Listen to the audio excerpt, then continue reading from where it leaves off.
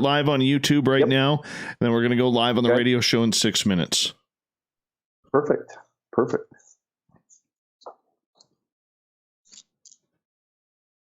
Hey, everybody. Welcome back. Why do we not have a live show here? And why is this not playing? Why is this not playing? Let's see if that works. Let's give a little refresh here. Not sure if the camera is working on your end. I don't know what the hell is wrong with this program. All of a sudden wanted to be a jerk. But is this with Mike? No, it's on my end. There it is. Now they can see my ugly mug. All right. How y'all doing, YouTubers? TubeUbers, whatever we call you. Let's give a shout out to everybody who is here. Mere person, good to have you here. Good morning. I know we have BGs. Carl, human Carl, everybody, not to be mixed up with alien Carl. He is a veteran, so let's give him a clap for serving. We love you, and we love our veterans around here, human Carl. We love you. Lufon, good to see you here. Thank you for coming on in. Space Without Distance. Tammy, good to have you here. Tammy, by the way, you're looking stunning tonight. All right. Who else we got here? Martin R. I know Waylon's in here somewhere.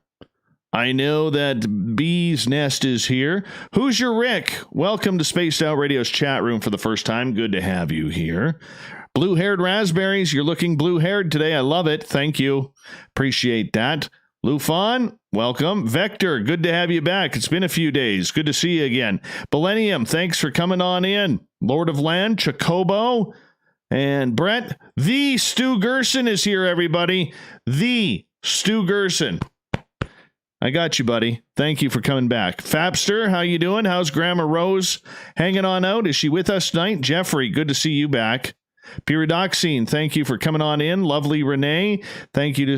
Nice to see you. Donnie, Zach, Midnight Toker, welcome to the show. Give us a hoot and a hit for everybody here. Redheaded Lisa, thanks for coming on in. Davin in Vietnam, thank you. Jim Hunt, our guest, there he is, hiding lurking in the chat room right there, lurking. Hey Jim, how you doing? I'm good, thank you. I see you there in the chat room. I see you there. Just so you don't get a little screwed up, Jim. We have about a 20-second delay on the YouTube audience. Got it. All right, Diffuse. Welcome to our chat room. Kingslayer, Nuck, thank you for coming on in. Who else am I missing here? Helena, you're looking stunning tonight. Oh, yeah, there's Vietnam Davin there. I think I got you all for now. I think we're good. Think we is good for right now. Hi, Eva. All right, Jim Hunt is our guest tonight. All right, and we're going to have a good time with him. Good Canadian kid, although there is some concern he may be a Toronto Maple Leafs fan. If he is, there will be insults thrown. But that's hockey. We're getting ready for playoffs here, and that's the kind of language we got to use around here. Jim, Leafs fan, yes, no? No. I'm born in Montreal. I'm a Habs fan. That's okay. I'll allow that. Middle child, okay. Nathan. I will say this, though. The Habs have never been the same since they stopped drafting French kids. It's true. It's absolutely true. But they had a corner of the market, too. No, I understand that. But when they got into drafting only American defensemen, American-born collegiate defensemen, because they got luck with Chris Chelios, you know, that... Yes, they did. Yeah, he went far. Oh, yeah. Great career there. GFG, good to have you here. You're a Leafs fan. Sorry to hear that. Dick Daigle is here, everybody. Don't call him a bust from being first overall in the 1993 NHL entry draft. No, don't call Dick Daigle a bust. Let me tell you, he gets a little sore over that. I always make fun of him. But, All right, we got about 40 seconds. Thank you to BG's right off the hop for kicking off in the super chat tonight. Really do appreciate that. And let's see. Ryan Kessler never played for the Leafs, Raspberry. He was a Canuck. I should know. I was there when he was drafted. Yeah, I'm that guy. All right. Hey, Bill WD-40, I see you there hiding in the other chat room. Good to have you here. All right, we're going to get things going here momentarily. Jim Hunt is our guest. We're going to have a good time. Mr. Apnea, how you doing? I hope you enjoyed tonight's show. And let's get this thing going right now. 7 seconds until music time. Yeah, Chuckles, where's your beehive? There we go. We got music on. We're going to have a great show. Hit that subscribe button. Give us a thumbs up. Ring that bell. Go to our website, spacedoutradio.com. It's only $5 a month to join our Space Travelers Club and do a little shopping at the SOR Vault as well. It's a great way to support what we do. Here we go.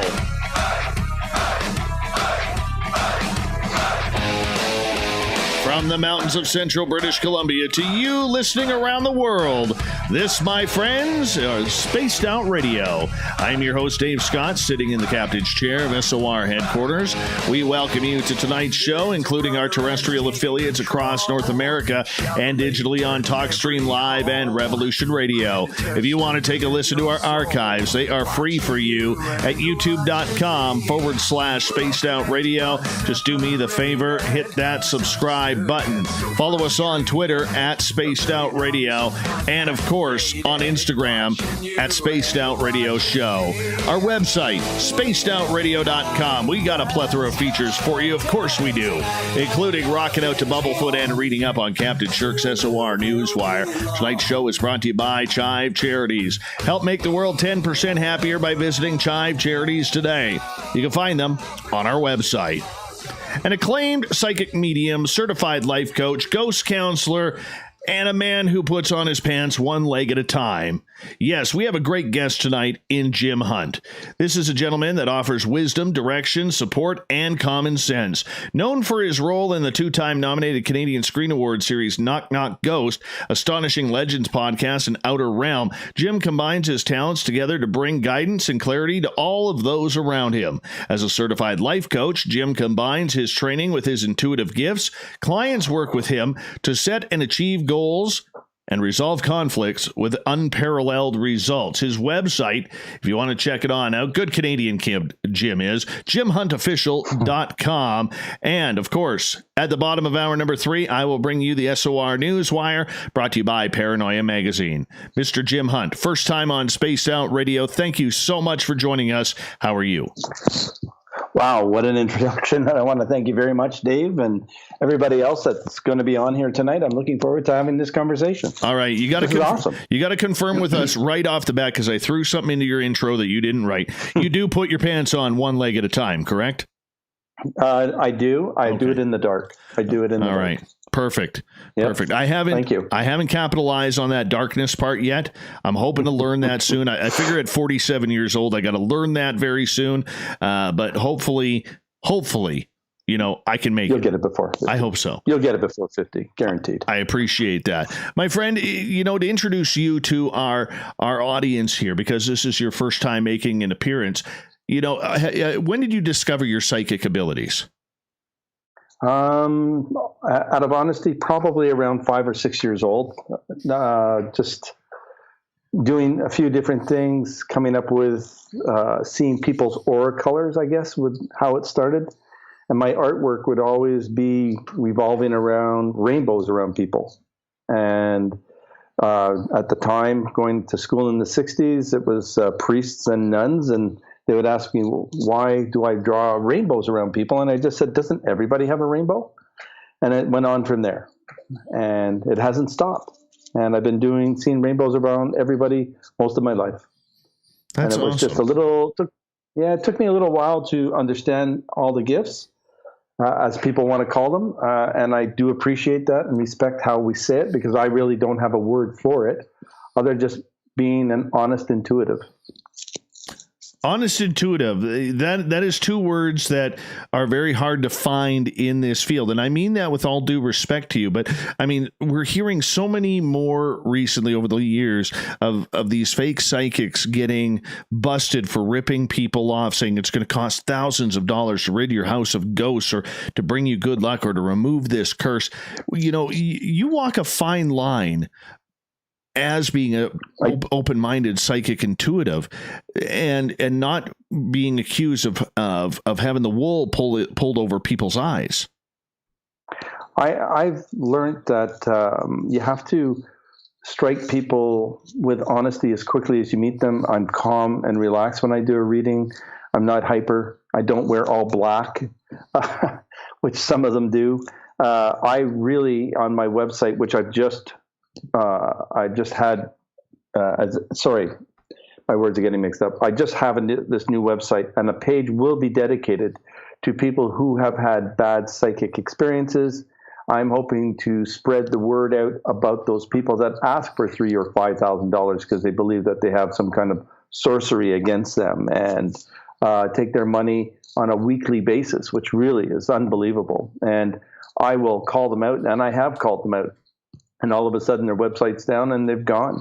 And I feel bad for these people. But people also have a responsibility to ask the right questions at the same time and try and find out how they're getting the answers. And they want to know why somebody is being attacked or something is leached onto them, like the bad entities that are out there. But that is very few and far between. It's not like what we see on TV anymore. It's too sensationalized for me, and that's what I'm hoping to prevent or create the new stigma about a psychic medium right now. You know, pointing out the flaws and errors of people is not very positive energy, but I guess it kind of counters itself with karma for those who have, you know, played people with fake intuition and fake abilities. Yeah, I find that these people are great profilers, sociopaths in some way. I just don't know how to explain how you see them. If I was in front of one of those alleged psychic mediums and they're giving information, which they've tried to do at different psychic shows that I've gone to just out of curiosity, and watch the BS that comes from that, it's too much. I'll confront them right away. Hey, I'm going to say, hey, I am Jim Hunt. I am the psychic. Can you give me a little bit of information about me, or what can you give me as information? And it's usually they're looking and just saying, well, you know, in December of 2026, you're going to have a cold. Oh, so, okay. Oh, my goodness. Well, if you give me, you know, things like that. And it's really embarrassing for what I do as a trade. Yeah. And, you know, Jim, usually, at least we don't have a lot of psychic mediums on the show anymore. But back when I first started this show, I would always test out a psychic medium and I would say, read me. And if they couldn't read me or at least get, you know, 1 out of 10 things right, they weren't coming on the show. And, oh, wow. And, you know, it's amazing to me, though, how many people are out there and how quickly all of a sudden people are becoming psychic mediums. You know what I'm saying? I remember we had this one listener on, and I will never forget this. She used to come into our chat rooms all the time. Like all of a sudden she appeared out of nowhere, and she was, you know, when I'd have a psychic guest on or something, she'd be like, oh, well, what's this about? What's that about? She never mentioned once that she had any abilities or whatever. 6 months later, she's doing free readings on YouTube and Facebook. And I'm like, you got to be kidding me. And people were lining up to talk with her, you know, because she had all of this awakening that just opened her right up. Is that even possible? Or is that where the woo starts? Because, you know, there's a lot of people who can see through that. But unfortunately, there's a lot of destitute people out there who just want an answer. And there are people out there ready and willing to take advantage of them. And it's just like anything, like COVID and people gouging people for toilet paper at the beginning, if that makes sense, and we're running out. These people take advantage of everybody's emotional conflict. They know when people are hurting. They know when people are desperate.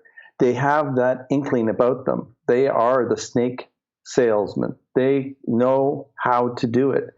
They say nice things. They give them information. They overhear a conversation. They put themselves in a group environment. They have so many different ways of doing things. And it's really actually embarrassing for me, again, and for many of the good psychics that I do know and mediums that I do know. And it helps, it doesn't help us prove a point that we do have the abilities to give people good information. I just didn't want to be a regular psychic medium and just go out there and do what all the other psychic mediums do. I took a life coach course. I took a course on post-traumatic stress. I took a course on mental health. And as soon as I find somebody that has a situation with their own issues, mental issues, that I'm not qualified by any means because I'm not a health professional, but you can tell certain things. Right away, I'll just say, you know what, there's some things that I can't do. I'm not going to be your psychic medium. I'm going to be your life coach, and let's work on it that way. And I don't want to lead them on. I want to be able to help people, and I think that that's what I do here. People want to know about their loved ones. They want to know why they're not doing well. They want to know why they have so many blocks. And I have been around long enough in my 61 years and doing this for 50 years that I am honestly, not without a swollen head here, I am qualified to give people information when the information is given to me correctly. I will never overstate something. I won't lie or BS anybody. If I don't have the information, you're not getting it from me. And I think that that's what the people respect. The worst thing that I've seen so far on some websites is this is for entertainment purposes only. And people go to them in droves. That's what blows my mind. Well, I know, like, for instance, when it comes to the CRTC in Canada or the FCC in the United States, we got to be real careful with the whole psychic ability, because, I mean, I know for us, I had a couple of listeners complain when one of my former weekend hosts used to bring a psychic on, and he was giving health advice and telling people that their spouses were cheating on them. Like, you can't do that. You know what I'm saying? Like you can't. So that's one of the biggest reasons why the whole, this is for entertainment purposes only came out, because you have to protect your butt somehow. You know what I'm saying? Yeah. Okay, Dave. And this is where I'm going to just have a slight disagreement. I have liability insurance that I make sure that I'm protected. I am giving people information that they have asked for, what they are requiring. They will get the good, the bad, and the ugly from me. I will be blunt and honest with them. And if I happen to say that your wife or your husband or boyfriend or girlfriend are having an affair, it's because I am actually being given the information by their guides at that point. I have yet to be wrong on that. All right. So when you get a message from your guides, how do you know it's accurate? How can you trust that it's accurate? For me personally, we have our chakras, and what I've learned throughout my years is that I'm getting answers or responses to the left side of my body, or my ear, or a feeling or a touch, all to the left side, which is my heart chakra side, which means that I'm having a form of proper energy coming through. If I'm getting mischievous information, which has been a lot, and you do get a lot from mischievous spirits, everything is coming from the right. They'll be whispering to you, they'll give you information, and they might give you some accurate information, but the balance of the information will be false. That's how it works for me. I'm not sure about other psychics because I can't speak for them. But for me, that's how it works. And it has always worked for as long as I've been on this earth. Okay, so the guides that are giving you these messages, are these the same guides who you met when you were a child, when you had your first experiences? Oh, this is, now we're going to open up another set of information. We don't keep our guides forever. They don't stay with us. They move on, just like we make new friends every 7 years or so, or we're doing different things, and our energy changes, our personalities change. We grow. We become a higher spiritual being. So the spirits that have a certain level of commitment to us to guide us into this world that we live in, they will stick around until they can't help us anymore. And what I explain to everybody is that we have a changing of the spiritual guard, and that new certain guides will come in and help us. And they're always in there. They're always doing something to change it up for us. So we're always getting information differently. I've increased my abilities for years because of the help of my guides. It's just not something that I've lived with for my whole life at all. I know it all, because I certainly don't. But I'm given better information by better guides because I've increased my abilities as a spiritual empath, psychic medium. And you are an empath too, by the way, Dave. And I'm not trying to change the subject. Am I? Totally. For what I would never know that. For kids, you're kidding me. What you've done for kids and helped, or not just kids, I believe donating your hair, talking to people, listening to people, and they might have some issues, but you give them your heart for that 5 minutes to listen to them. And you're not always focused on you, but you're focused on the entertainment of what you're providing other people. So you're very good at that, and your empathic personality is what makes you as good as you are, and for you, again, to go further in your life because of what you've done. Well, I'm not going to deny that. I'm not going to deny that whatsoever. Yes, it wasn't up until a few years ago I realized that I do have empathic abilities. I just keep it quiet. Very quiet. Now you busted it open and broke my secret right there, my friend. Son of a gun. Sorry, David. That's all right. Vive les habitants, right? That's what we say? May we. Exactly. Tous les habitants. Yeah. Exactly. Perfect. Exactly. All right. Jim Hunt is our guest tonight on Spaced Out Radio. Jim, in regards to the intuitive side, you mentioned that everybody shifts guides, maybe as you grow, and those guides have taught you up until the age or the maturity where they need to go, then they move on. Where do they go when they're done? Do they move to the next person, or do they go up to the heavens above, go for their lunch break, or what do they do? Yeah, I love this is awesome. Thank you for this. It's lightning. So what happens here is recently a friend of mine, a very close friend of mine, his guides changed quite drastically in a way that he was at a certain point of his life that he was trying to make changes for himself. He was going through a separation. He was getting a new job. He was missing his children. There were a whole bunch of different things. And he did not have the answers to be able to deal with all of that normal, regular routine. And then all of a sudden he felt enlightened, or he had the answers. And it was when I saw him the next time, he had a whole series of new guides around him. The older guides just move into another plane, and they wait or get permission by someone else to be able to go attach themselves in a very positive way to that person and move them into the light or bring them into a direction that they need to go to as well.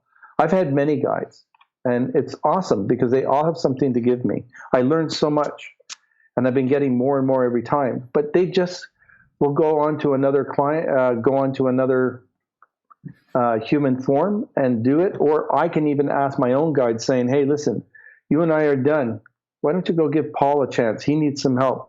He really needs some help. And that guide will go there under my suggestion as well. If you talk to them, they'll answer you. They'll give you the answers that you're looking for. We all have guides. For those who haven't tuned into them, as we got about 5 minutes to go before we go to break at the bottom of the hour, how do you tune into them? Sure. All right. Like, even though, like, for instance, I have one guide who has been with me for a number of years now, and I know he's always there at the snap of a finger. The other two that I have met, they're rarely around unless I'm being just a jerk. Just a jerk. And one time when I was a complete blank hole, all right, that's when the other one came around, and he kind of scolded me. Scolded me big time. And I think that they are our conscience in so many different ways to really hold us back in doing wrong and doing the right thing.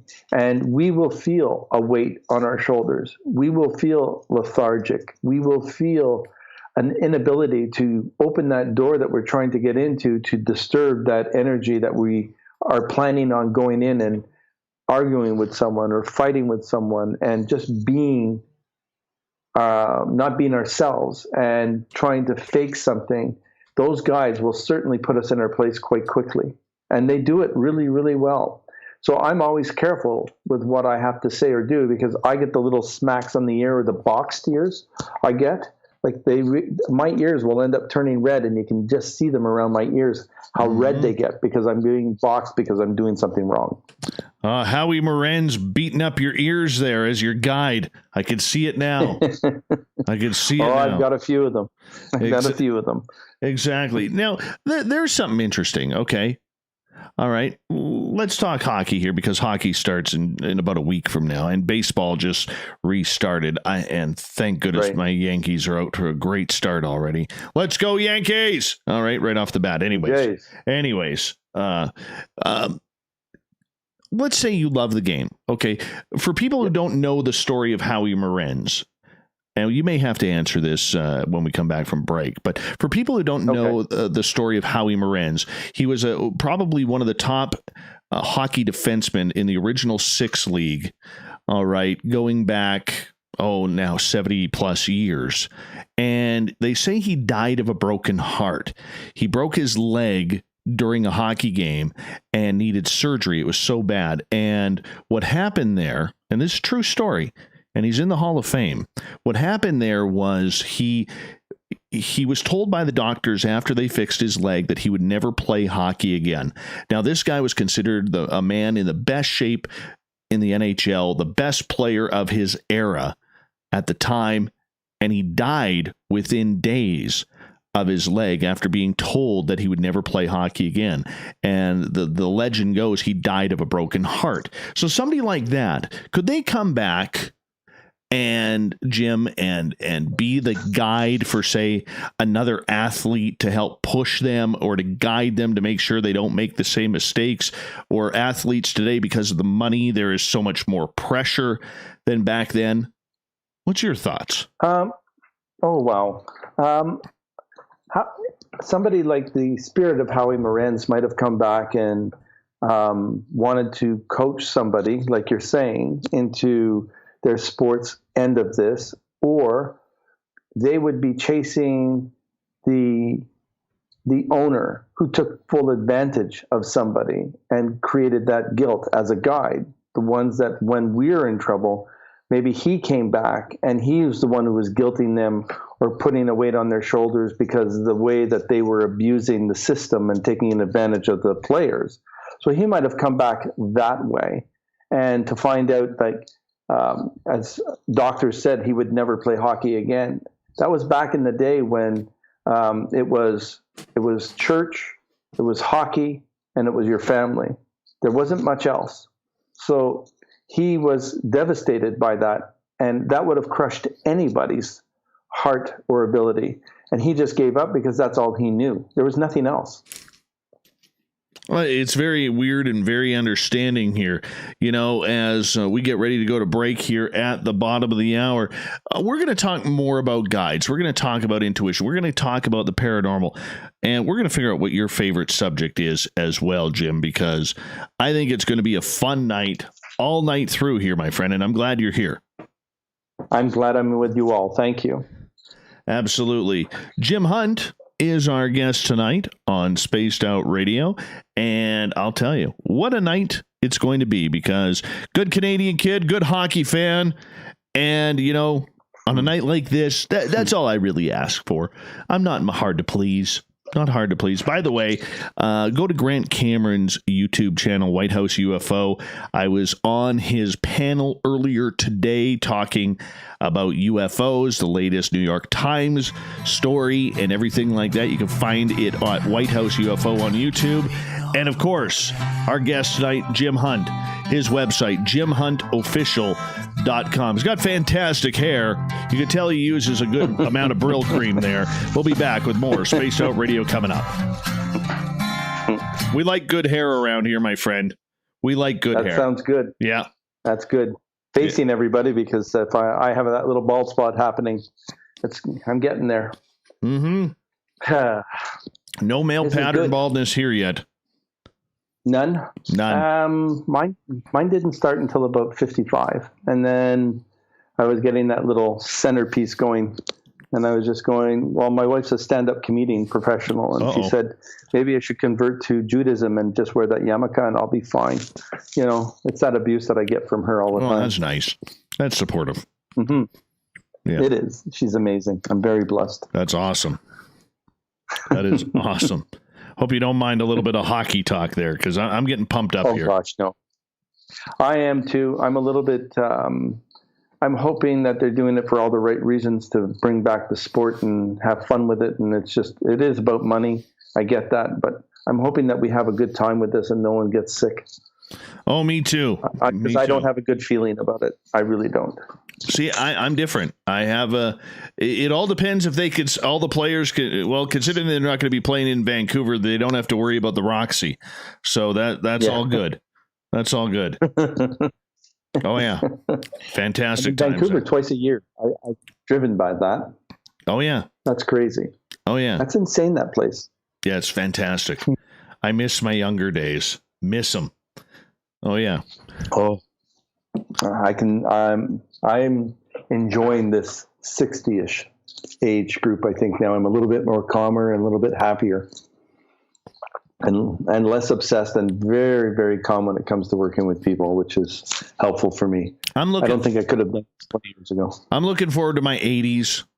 Okay. I figure I got between 80 and 85. I plan on checking out at 85. That's what I've been told. And yeah. I've been told 88, so to see what happens. Yeah. Well, I was scheduled for 75 to 80 up until my son was born, and my son got me more time. Yes. So it does help. Yeah. It does change us. I got a 3.5-year-old, right? So yeah, she makes my life. It's her and Jill, and she's not feeling well today, and she's had a fever for 2 days. So we might have to take her in by Sunday to get checked for COVID. Oh goodness! They're hitting us with, so give her some hot sauce. I've been healing her every time, and she eats hot sauce. I have that native Hungarian background. She loves hot sauce. Oh yeah, it's ridiculous. Oh yeah, amazing. I'm a big fan of capsicum. Capsicum. Oh, good. Yeah, capsicum burns the mucus lining in the lungs. Yes. So, and it needs to be done. It's amazing. I've been doing that since I was a kid. Yeah. Yeah. Me, I'll be honest with you. I got about 20 bottles of hot sauce in my fridge, and every day I indulge myself. I hurt sometimes. I really hurt sometimes. I can't do the suicide where I can't breathe after I take some, but I'm pretty good with the Hungarian hot peppers or the Brazilian hot peppers. But holy gosh, those chili peppers. Oh yeah, it's stupid. It's stupid. I can't do that. I'm just going to tell you, never do the one chip challenge. Okay, by Pocky out of Texas. Don't do it. It's ruthless. It's terrible. It's like eating a mixture of lava, fire, and your ex-mother-in-law's underwear. I mean, it's horrible. It's just disgusting. All right. That's no thanks. Yeah. It's not good. Yeah. So. Before the commercial, as a kid, my parents and grandparents, they pickled a lot because we were not the richest family in the world. So we did a lot of that stuff. And so they had a pickle party of doing hot peppers. I went to go have a shower because I was going out to a movie, and I wiped myself down because it was a community towel, and I wiped myself down with the hot pepper grinds that were on the towel. Oh no, that's terrible. That's terrible. I'll never forget it as long as I feel sorry for you. Oh man. It was a good couple of hours. My mother, everybody was laughing at me at that. Yeah. Hey, Alan McCarthy, good to have you. We got about 40 seconds here, so perfect. We're gonna have some fun. Yep, this is good, and it's good that I'm so happy we have a Canadian show finally. I know. I just need more. I just need only 11.47% of my audience is Canadian. What? Yeah. Crazy. I know. Crazy. And 79% of my audience is American. Wow. Yeah. They apparently like the accent, because it sure ain't the looks on YouTube. Oh, ugly. Ugly. All right, my friend, hold on here. We're going to come back right now. Thank you to BG's for the super chat. It is open. And don't forget to give us a thumbs up if you don't mind. And hi, Alex. I do hear you, even though I can't hear you. I do hear you. I feel you. I'm just not up on my Spanish. I apologize. Second half hour of Spaced Out Radio is underway tonight. I'm your host, Dave Scott. Yeah, I'm hanging out with all of you tonight. No place I would rather be, because I love my job. I'm just going to be honest with you. I love my job. And talking to all of you each and every night is just one of the best things ever. So thank you for that opportunity. I want to remind all of you that if you miss portions of this show or others, you can check out our free archives by going to youtube.com/Spaced Out Radio. Just do me the favor, hit that subscribe button.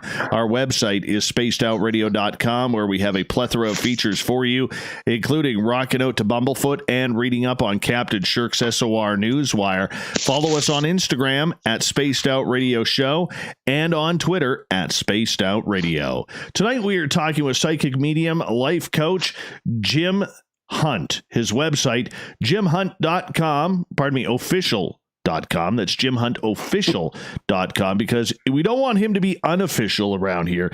Official Jim, welcome back to the show. Thank you very much. Welcome back. Thank you for having me another half hour. Oh, well, it better be more than half an hour, because we kind of got you scheduled for another 2. But beautiful. Yeah, we'll play that as it comes here. Jim, in regards to being a life coach, what is that all about? Because, I mean, I think life coach, when I think about it, and I'm not saying this to be sarcastic or anything, but all of a sudden everybody seems to be a life coach. Much like everybody's a scientist, everybody's a journalist in this field, and everybody is a psychic medium / life coach. What does that actually mean? How do we know? Wow, that's a loaded question. Thanks again, Dave. Oh, but that's our job, isn't it? Life coaching is something that is an experience that many of us had. Being around for 60 plus years, I usually have the experiences of life to be able to explain things. Being an intuitive medium life coach, I am actually speaking to your guides and finding out blockages much quicker than the regular type streamed life coach. And I get an answer from your guides to help you move forward, to take those blocks away, to clear your chakras, to do a whole bunch of different things outside of the regular routine that a life coach would do. And I would really listen first and help you move towards the goals that you want to get.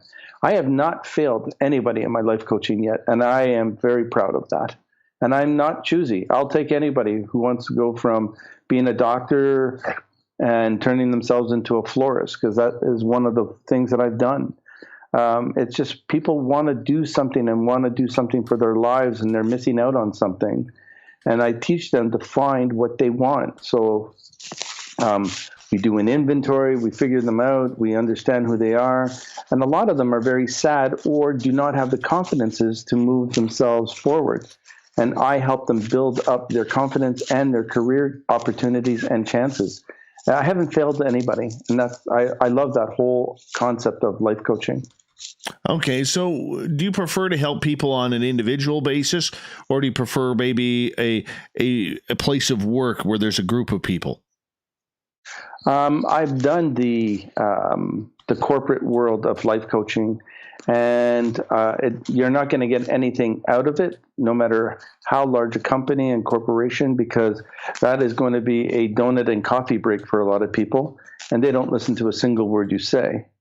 I take more respect out of an individual because they are really looking to make a change. So I give kudos to the individuals before I would help a group ever again. So when people come to you, what are they looking for? Are they people who are messed up in life, maybe addiction, or is it people who are, professional who can't seem to find their stride? Is it a combination of everything? Fill us in. Some of them have individual blockages. They could have their parents that have been controlling them right up until the age of 24. And now, as we know, Many of our children are living with us up until the age of 30, 40 years old in certain points because they can't afford to live on their own, that type of thing. And they feel that because they're living in that environment, they're still chained to their parents and their old school ways in that way. And I'm not taking anything away from the parent. I want to thank them for having the kids that long. But what you have to learn is that you don't gain any life skills because you go to work, you come home, you could go in the basement, and they're still gaming at 30, 35 years old. Nothing wrong with that. But you can't do that for the rest of your life. So you got to figure out what you want to do. And people have to face their little demons, with no pun intended, into the spirit world, to work on themselves, to learn how to get confidence, to re-educate themselves, and to give them opportunities to do so. I don't do any of their work. They have to do the work if they want it. I'm there to coach them, to help them through it, to give them resources. And I do the same thing in the spirit world. I give people opportunity to help move spirit on and go to a better world. So it's life coaching the dead as I am life coaching the living. Interesting. What's it like to life coach the dead? I've never heard of that before. I know. This is why I'm very happy being able to say that every once in a while to people, and they've asked the same question. Can you imagine being stuck on this earth for centuries, and you don't know why you're here? And to this day, and many of us don't know why a spirit won't go to the light, or they'll do the Groundhog Day type personality where they'll keep on going over and over the same instance in their life, either through a car accident, a drowning, a fire, a shooting, a murder, anything. And they keep on going through that. It's my job and the job of all psychic mediums to stop them in their tracks as best as we can, get that spirit's attention, and have them go to the light right away. I cannot stand these. There are bad spirits, but that's not what we're talking about. We do have spirits that just want to leave and go into the light and come back down here and start a new soul life. But they don't know how because they don't have those tools. They could have been frightened or murdered unexpectedly. They didn't know what was happening to them. And so they would be reliving that. And what we do is we put a stop to them reliving that. And I try and move them into the light, or have their guides, their parents, their grandparents who have already passed away, and pull them into the light so that they can move on. And to be honest with you, when we do see them go into the light, I never hear from them again. I never see them again. But they're gone, and we know that they're happy because we can get the pat on the back by our own guides saying you did a good job. So we get gratification from that. So I life coach the dead to move on so that they can also grow and start something new and start a new soul life. Take another body and off they go and do something new. Where do they go on the other side? I mean, that opens up so many questions, man. So many questions. Like, where do they go? Do they go once you pretty much scold them for being ghosts? Do they go sit in a park and suffer through depression and maybe need their own little private time? You know, is there a secure space that they need to go, like on university campuses? You know, I don't know. Like, I'm asking this in all seriousness here. No. Here's what I have. When I tell you I have the changing of the spiritual guard, so I can retort back to that. But we spirits help other spirits move into the light. There are planes. For me, there's no heaven or hell. It's right in front of us. So we move either forward into another plane or we stay in that plane. Because I've seen people who've called on their children to come and join them, but they're not on the same plane. So it's as if those are two ships crossing in the night. Those two spirits can't even connect because that one spirit refuses to go somewhere because all they know is that routine of going over their death again, or feeling fearful when they left Earth, because we do leave sometimes in fear because we don't know what's happening beyond. So they have that fear and they hold on to that fear. So they don't hear anything else other than that fear or feel that fear. So they don't look around to get help from the other parts of the spirit world that are in their individual plane. And each plane has an opportunity to help them move or covet them. They get hugged, loved, cherished, fed, clothed, to make them feel like they were used to what their earthly life was like, so that they can feel comfortable and just say, hey, okay, I am dead. I can move on. What do I have to do next to do something? So they learn on that side or that plane, and they move forward. It's a very difficult thing. It's been very hard for me to try and explain it in full detail, and I'm trying. But it's just like Earth, what we do here. We take a job as a warehouse worker, for an example, and we move our way up the ladder to become an operations manager. They do the same thing in the spirit world. They start off small, and then they move themselves into larger soul beings that they become solely spiritual to help us move. And when they reach that final plane of spirituality, those are those angelics that I feel and talk about that come in here and help us move forward. And it's that cycle of spirit guides that come out. We do have the dark side. I've been there. I've been protected by many, and a couple of demonologists has helped me through a lot of that stuff, because I still give the evil benefit of the doubt, even in the spirit world, because I think that they also should be given a chance to move into the light as well. What's that darkness like? Oh my God. It can bring me to tears. It can make me angrier than I've ever been in my life. I'm in control of it, but they love to manipulate, control, and hold on to the weakness, just like those fake psychics do. In real life, these actual dark entities do the same thing to the other side of the spirit world. Control them through fear, manipulate them, tell them stories that, hey, listen, pull that apple from that tree. You're going to be fine. You'll be full now. And they manipulate them to keep them in that dark energy, because they don't know any other. And seemingly, the dark energy have an ability better than the light energy to get that control over somebody who's passed away quicker. You just have to be able to see who gets there first to help these people move on into another plane or another soul life. It's not fair. I do not like it. Okay, so are they bound by that darkness, or are they eligible for reincarnation? 100%. 100%. But the idea that they work through fear, because it's an anarchy of evil.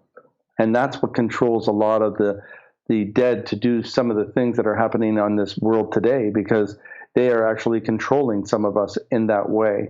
The sociopaths, the serial killers, those type of people, they're filled with evil. They left with evil, they came back down with evil, and they only become more evil than you can all imagine. They're horrible what happens. And those are the hard ones to get. Is this where we get our serial killers, our horrible people around here? I mean, is that where it comes from? 100% for me. Yes. 100%. I was obsessed with Bundy, and I don't know why. And I wanted to know and studied him through school and everything else to find out that type of sociopath. And from what I was told through other spirit guides that I talk to and who are dead and give me information, he has so much evil around him. He was destined to come back and do this again, and he will do it again. Just don't know when. But that's what we have. That's what happens in my world. That is scary to think. Like, wouldn't those souls like that, if we think there's a heavenly Father out there, and we think that these souls have to learn something before they're able to come back, wouldn't that soul be cleansed before coming back to Earth? I think that's and please, to everyone with Christianity, I do respect your thoughts and feelings. I really do. But in what I see, it doesn't always happen that way. because they have clingers and they have these things that are able to hide within the essence of the soul itself that has passed away, that a lot of people don't, a lot of the spirit world themselves don't see. So they are immediately gone to the light. They already know what they're doing. They're calculating. Then they turn around and they come back. They choose a set of parents and they choose a life, and boom, here they go. It's just, and that's a Groundhog Day, but for them to continue doing what they're doing. And I think that they increase with more evil as time progresses. Yeah. That's sad in a way. My interpretation. So would that soul be a spawning from hell or some other type of purgatory type atmosphere? Maybe somewhere where my future, where my ex-mother-in-law is heading in the future? I don't know. Probably. Just depends on how you treated your mother-in-law. You might join her. You just never know. If we're putting something that we believe that we dislike that person for what they did in this lifetime, and we wish them to go to hell, we are certainly going to find out why they went. And our soul, after we pass, we're going to go into the light, but we're going to find out why that person was the way they were. We get to ask those questions because a little piece of our soul will stay up in that plane for us to discuss what went on. We hold on to so much information so that we can have a beacon to go back to every time we pass on or grow another soul life. We go back to that little essence of a light that is us. So we get to talk to our ex-mother-in-law and just say, why were you such an asshole? I was so good to your daughter. They didn't think so. So yeah, those kind of things happen. Yeah, it's difficult. It's very difficult. We've got about 6 minutes to go before we have to go to break at the top of the hour. Jim Hunt is our guest tonight on Spaced Out Radio. Jim, when you're going through this entire process, all right, what you're saying, it may differ from what every public religion out there states or even private belief states. You know, how do you know your answer is the correct one and everything else may fall by the wayside? How did you come to this conclusion? I think in the time that I've spent alone, I've been alone most of my life. Yes, I have a family, or I did have a family, and I grew up not as an introvert, but I sort of did. And my life was filled with talking to the dead. And I was always a curious person, like someone wanted to be an engineer and take a bike apart and put it back together again. I wanted to know because I had that ability right from the beginning that I didn't think was wrong. So if Aunt May passed away, I would try and call on Aunt May to say, hey, Aunt May, what happened to you? You died. What's going on? Why did you die?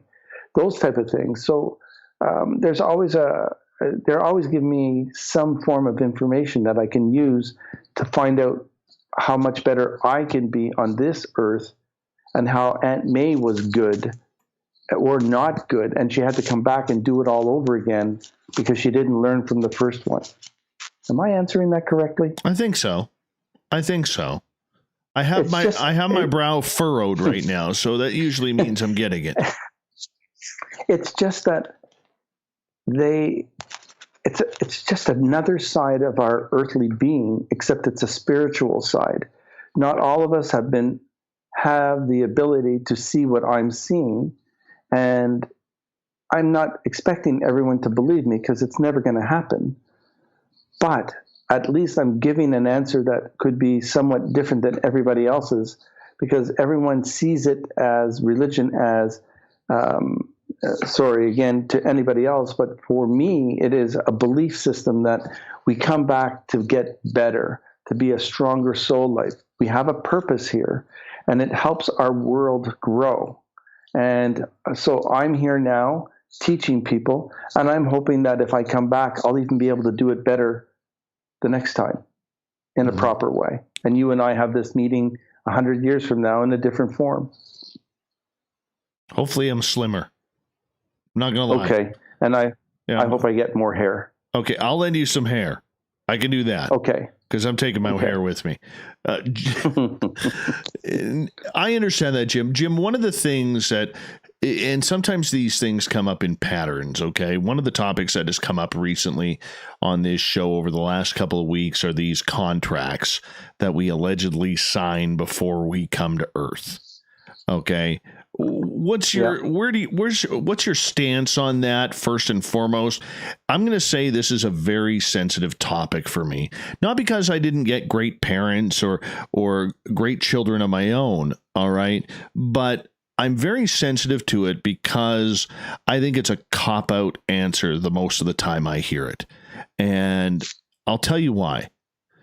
I cannot believe, and maybe I'm thinking of this way too humanely, but I cannot believe that somebody would want to be born into this world and sign a contract before getting here to end up in an abusive relationship or in a third world country where there's famine and starvation, or to be, to go through the pain of being sexually abused as a child or as an adult or anything along those lines, or cancer as a child. I know I'm focusing more on children here, but I, for the life of me, cannot buy that whatsoever. It is a soul's purpose. We need to know how we went through that so that we can help others go through it as their guides, and or help that miracle happen where they have recovered and they become better people for it because they have survived a sexual abuse or starvation or whatever they've gone through. And it just makes it that much easier the next time they come through it, or they're being able to not be put into that situation because they've already gone through it once. They're not going to go through it again because that was their learning experience.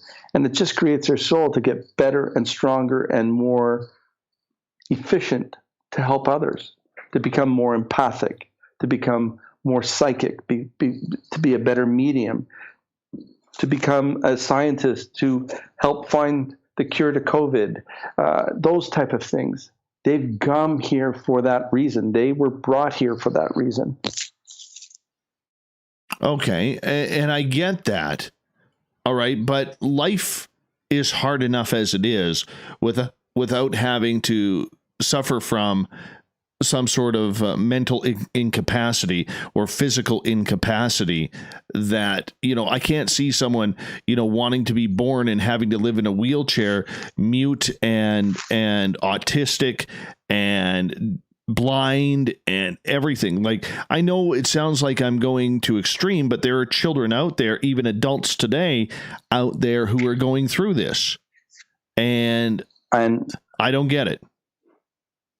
I don't like it. You don't get it. I don't like it. But it's a process that we need to go through so that our soul becomes stronger and better understanding so that we can help that person. So that person that's stuck in that wheelchair who can't speak, talk, move, bathe, do anything, that parent or that guardian or that protector has probably gone through it to be able to understand that child, to give them some form of existence that will make them feel better because they have already gone through it in a past life. Okay. That's how I look at it. All right. And you know what? Politely speaking, because we are Canadian, I will respectively, bow to you and say I agree to disagree on that. But hey, the beautiful part about it is we're allowed to have good discussion and we're allowed to have differing opinions on that, and that's the beautiful part about it. Which is what I love. Absolutely, and I love that, Jim. I'm absolutely loving this show so far. And I've already messaged Corrins, our booking guy, that you have to come back on this show again. Yes, we have you for another 90 minutes, but I'm already a big fan of yours. Jim Hunt is our guest tonight on Spaced Out Radio. His website, jimhuntofficial.com. Make sure you check it on. We'll be back with the second hour of Spaced Out Radio coming up next. My friend, I'm just going to run away here and run my dogs outside. I'll be right back, okay? Go right ahead, dude. Go right ahead. Okay.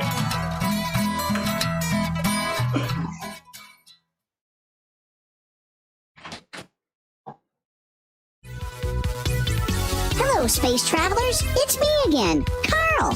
Don't forget to join the Space Travelers Club for just $5 a month and follow Spaced Out Radio on Twitter at Spaced Out Radio.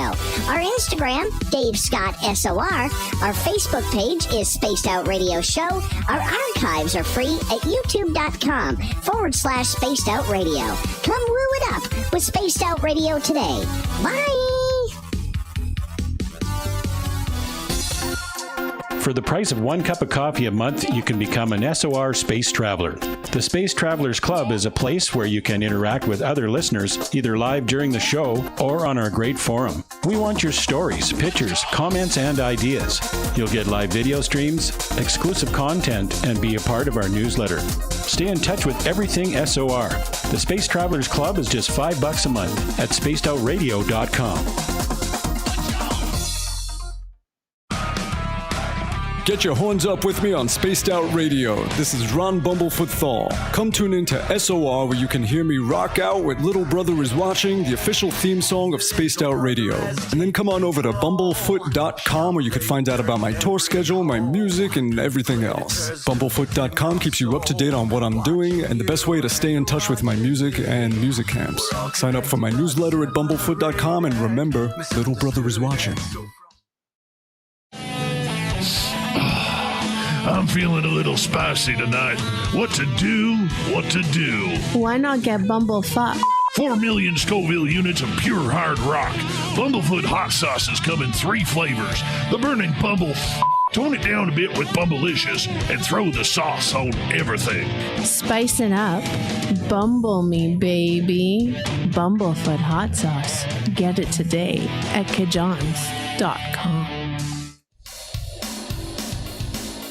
We all know on Spaced Out Radio we love a good beard and mustache, so why not take care of your facial hair with Mighty Moose Beard Oil? Made in Canada, we're taking care of beards and stashes around the world.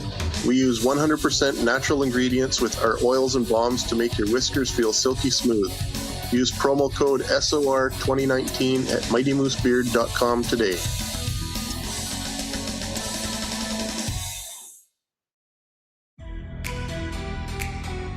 Are you an experiencer of something strange that can't be explained? Do you want help finding out what's going on? I'm Ryan Stacy, head of the Experiencer Support Association, otherwise known as TESSA. We've teamed up with Spaced Out Radio to investigate cases filled out in the SOR Sightlines report. We are independent and there's no cost to what we do. All we need is your experience. Let's find out what's happening together on the SOR Sightlines report. Are you intrigued by Paranormal Talk Radio? You'll love the new Paranormal Radio app from TalkStream Live. You'll find a great selection of talk shows covering UFOs, ghosts, strange phenomena, and much more. Download the Paranormal Radio app now and start listening to the very best in paranormal talk entertainment, including the network you're listening to right now, the Paranormal Radio app, free in Google Play and the iOS App Store. Hi there, this is the paranormal lawyer Michael W. Hall. I'd like to invite you to listen in each Sunday night where we're going to open up your eyes to everything strange and paranormal. I will be hosting some great guests with topics that affect us all, such as UFOs, ghosts, and everything paranormal. Let's learn together on Spaced Out Radio Sunday with myself, Michael W. Hall, the paranormal lawyer at spacedoutradio.com. Hey, space travelers, this is John Resig, founder of the Chive and Chive Charities. If you know anything about our website, you know we like to do things a little differently. We're not some faceless organization collecting money for a nebulous cause. Our donor dollars go directly toward life-improving items. Then we give those items directly to an underdog who needs it most. To become a donor with Spaced Out Radio's official charity, Chive Charities, just go to chivecharities.org/donate. Hi, this is Amber Beckrud, and I want to invite you to subscribe to our YouTube channel where we store all of the SOR show archives for free. And as an added bonus, every 2 weeks I'm posting brand new content on Cryptid Tales, where I will get into some of the spookier legends and folklore from around the world and tell the stories that go with them. Find us at youtube.com/Spaced Out Radio and check out Cryptid Tales today. Drop a comment and let me know what you want to hear. See you there. Sorry We are about scouring that. the world saw for the most a intriguing deer in the stories of your backyard and day. they wanted to Take the time chase to it read down. up on the SOR Newswire. It happens. Yeah. That's what happens. Thank goodness I got a fence because I have a green belt right behind me. So, wow. Yeah. I've I go to BC twice a year because I help my friend who's a fashion designer, and then I meet a lot of my regular clients up there, and I love the interior. I've never experienced as much as that, but that blows me away. And I've yet to go to Vancouver Island. I've never been. Oh, yeah. It's a great place to visit. I lived there for 2 years when I started my radio career. I hated every minute of living there. Every minute of living there. Yeah. I loved visiting there. I'll go back to the island for a holiday at any time, but living there, no, not for me. Wow. I have about... Yeah, we've got about 20 seconds here. Okay, perfect. I have 20 high school friends that live in BC now. Oh, nice. Yeah, they're all over the place. Richmond, your Gaslight Village district, they all own little restaurants and stuff. Nice. It's pretty cool. All right, here we go, guys. Hour 2, music's on. You're listening to Spaced Out Radio with Dave Scott. Follow Dave on Twitter at Spaced Out Radio and on Facebook, Spaced Out Radio Show. Here we go, kicking off hour number 2 of Spaced Out Radio tonight. I am your host, Dave Scott. Thank you so much for joining us. We really do appreciate you taking the time. Hi to everyone listening in on our terrestrial affiliates across North America and digitally on Revolution Radio and TalkStream Live. Remember, all of our archives are free at youtube.com/Spaced Out Radio. Just do me the favor, hit that subscribe button. The Desert Clam has set the password for tonight in the SOR Space Travelers Club. Iatromathematics. Iatromathematics is your password. Use it wisely, space travelers, as the Clam sets the password each and every night right here on Spaced Out Radio. Our website is spacedoutradio.com, where we have a plethora of features for you, including rocking out to Bumblefoot and reading up on Captain Shirk's SOR Newswire. Follow us on Twitter at Spaced Out Radio and on Instagram at Spaced Out Radio Show. Tonight we are talking life coaching of the dead and alive. Jim Hunt is our guest tonight. His website, JimHuntOfficial.com, is where we kick things off. And right before the break, Jim, we were talking about what it's like to counsel ghosts. I'm still a little confused over this, my friend, because I thought, when you're done, you're done. And yeah, you may hang out around here. What about the spirits who have gone to the light? Do they still need counseling? I think they're being counseled within the light. I don't see them either, so I can't give you an answer on that one. And I'm sorry, I know that might be a question that we all want to know, but I think that they're in that light and they are pretty well prepared to come back, and without any dark entities attached to them, and they're just coming back and being prepared to do something new in their future body that they're going to be choosing as they choose their parents and anybody else in their life as they go through it. And they go directly to the light into that, which is something that's interesting, I guess. I've never seen anyone come out of that light, David, either. I haven't. And I've been around the spirit world for a very long time. Interesting. Okay. So if that is how it's going, how many souls are actually out there in your estimation? I mean, we know there's 8 billion or almost on this planet. How many souls would then be? Well, that's just human souls, I guess. If we don't include human lives. Yeah. If we don't include animals, mammals, insects, and everything in between. Okay. So how many souls would be up above then? I would triple that amount, because maybe quadruple that amount, because we do take the form of an animal or a tree. It's, again, something that we're learning. Our earth is alive. Everything that we touch is alive. We're not talking about a lava rock that's sitting there doing nothing, but I'm talking about a piece of grass, the earth itself, the air, you name it. It has molecules. It is alive. Anything that is able to have something in them, that is a life. And that life is always important. And they grow from that, just like we grew from what I'm assuming is the dinosaur era and the Big Bang Theory. It's been going ever since, but I think differently on that one too. But it's just, we're here. It just depends on the form that we're taking. I can't even express how many soul lives there are and protectors. I'd hate to see the lineup for the shower. Honestly. Honestly. You know? Yes, what about, I know. Now, are a lot of these souls, and this may be stepping into the woo category a little bit too much, but are a lot of those souls that are up there, are they also implanted on different planets as well? So I've seen ETs in spirit form, but I've never seen, as people have suggested, that we have ETs amongst us, which I'm sure we do. But I have never had the pleasure of meeting someone who is alive and is an ET. I've seen dead ETs or spiritual ETs, and they are above and smarter and wiser and whatever they are, because they do not give me the right time of day, but they're there. They'll look at you and they're amused by you asking them a question, and they're gone as quick as you look at them. But we do have ETs amongst us for sure.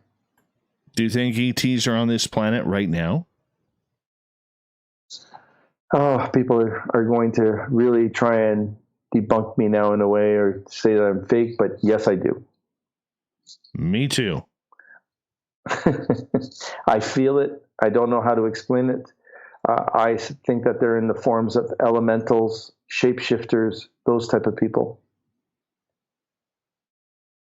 Okay, so and that's so would they almost be like jinn? I'm sorry, you have to repeat that. Would they almost be like jinn from the Middle East? The almost like yes. Sorry, took me a minute to understand. Yes, 100%. There's quite a bit of that. I've seen shapeshifters at the Denver airport, and that was about a year and a half ago, and I never felt comfortable flying again. What's that like to see a shapeshifter? They move as quickly. If we recognize them, they hightail it out of wherever they are. They really, truly do. I've told this story a couple of times at an airport in Denver that I saw a shapeshifter.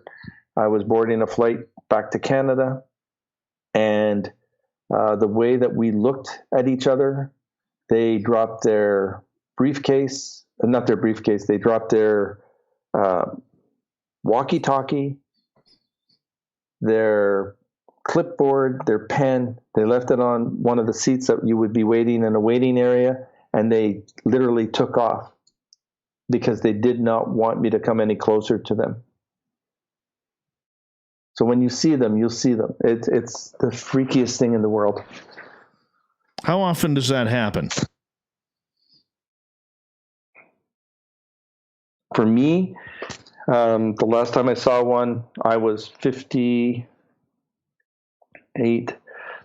So I would have been 19 the last time I saw a shapeshifter. So almost 40 years. That's scary. And it's still bright in your eyes too.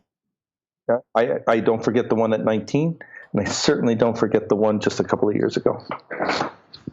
Interesting. Very interesting. I have no trust. That's one thing I will tell a lot of people.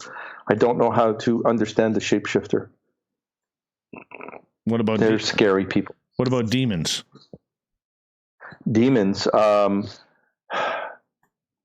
I'm not afraid of the dead, no matter who they are, and I think that is my claim to fame. They're more afraid of me because, and I swear to you, I'm nobody special, but if they are going to hurt me or my family, they will be haunted by me for the rest of their spiritual life, and they will never be able to do anything again. And they seem to walk away. That goes on the TV show as well. Sorry, No problem. I'm very, very. I have no fear of evil, none. Ready to drop the gloves with old Beelzebub himself, our guest tonight, Jim Hunt. All right, Dark Hour has a question here for you. He is asking from our YouTube chat, how can there be a finite number of souls?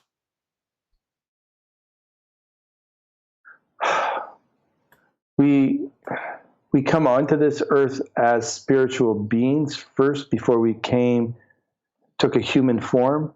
So there were other opportunities as we grew, and we were able to go into the planes or the spiritual side in death. And I'll use the example as if we were an ant, we were the ant, and we turned around and we became a human being. So there's always that form of something that was always there. We just took on that form to learn, again, the process of our soul's being. All right, question coming from Nikki, who is asking, Jim, what's your take, experience, viewpoint on fae, fairies, nymphs, etc.? Don't know anything about them. I've heard about them, but maybe I am not graced to ever see them. I've heard many, many stories about them, but I've never seen one, so I can't answer your question, and I'm very sorry. That's about as honest as it gets right there. All right. Greco in Toronto. By the way, he has a good restaurant there. We'll get you the name. He is asking, in spirit form, are all spirits across the cosmos equal and understanding of one another? Yes, they are. I think that they have a little bit of a jolly conversation about, look, I'm going to be the president of the United States this time, and off they go. But yes, it's a competition to see how fast they can grow into their soul lives, because we know each other as if we were brothers and sisters in that spiritual form. Makes sense. Makes absolute sense.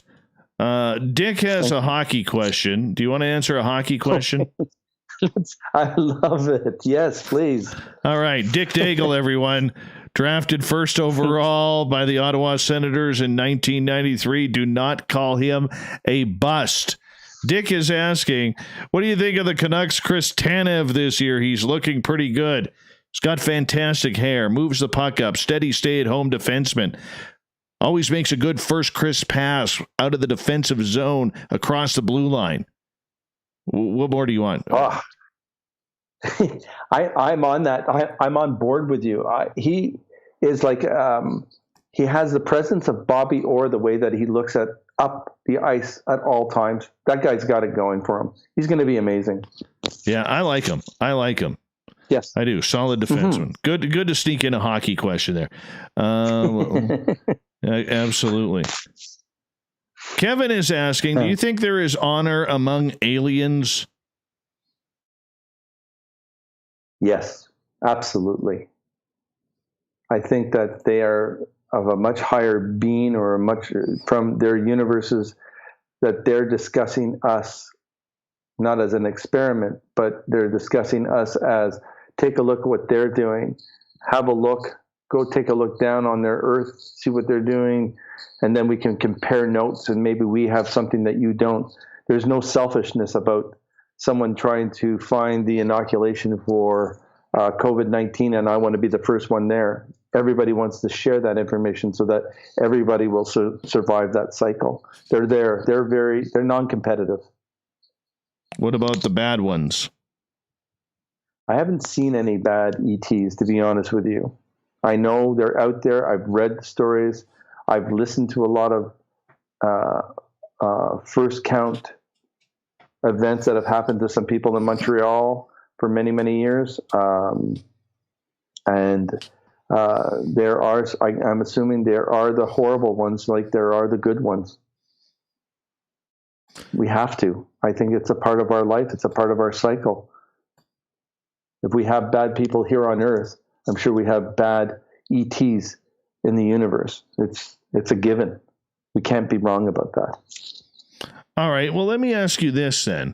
When it comes to ETs and what is happening now with the UFO phenomena, I want to know what your opinion is regarding the fact that we hear government officials or ex-government officials calling them a threat.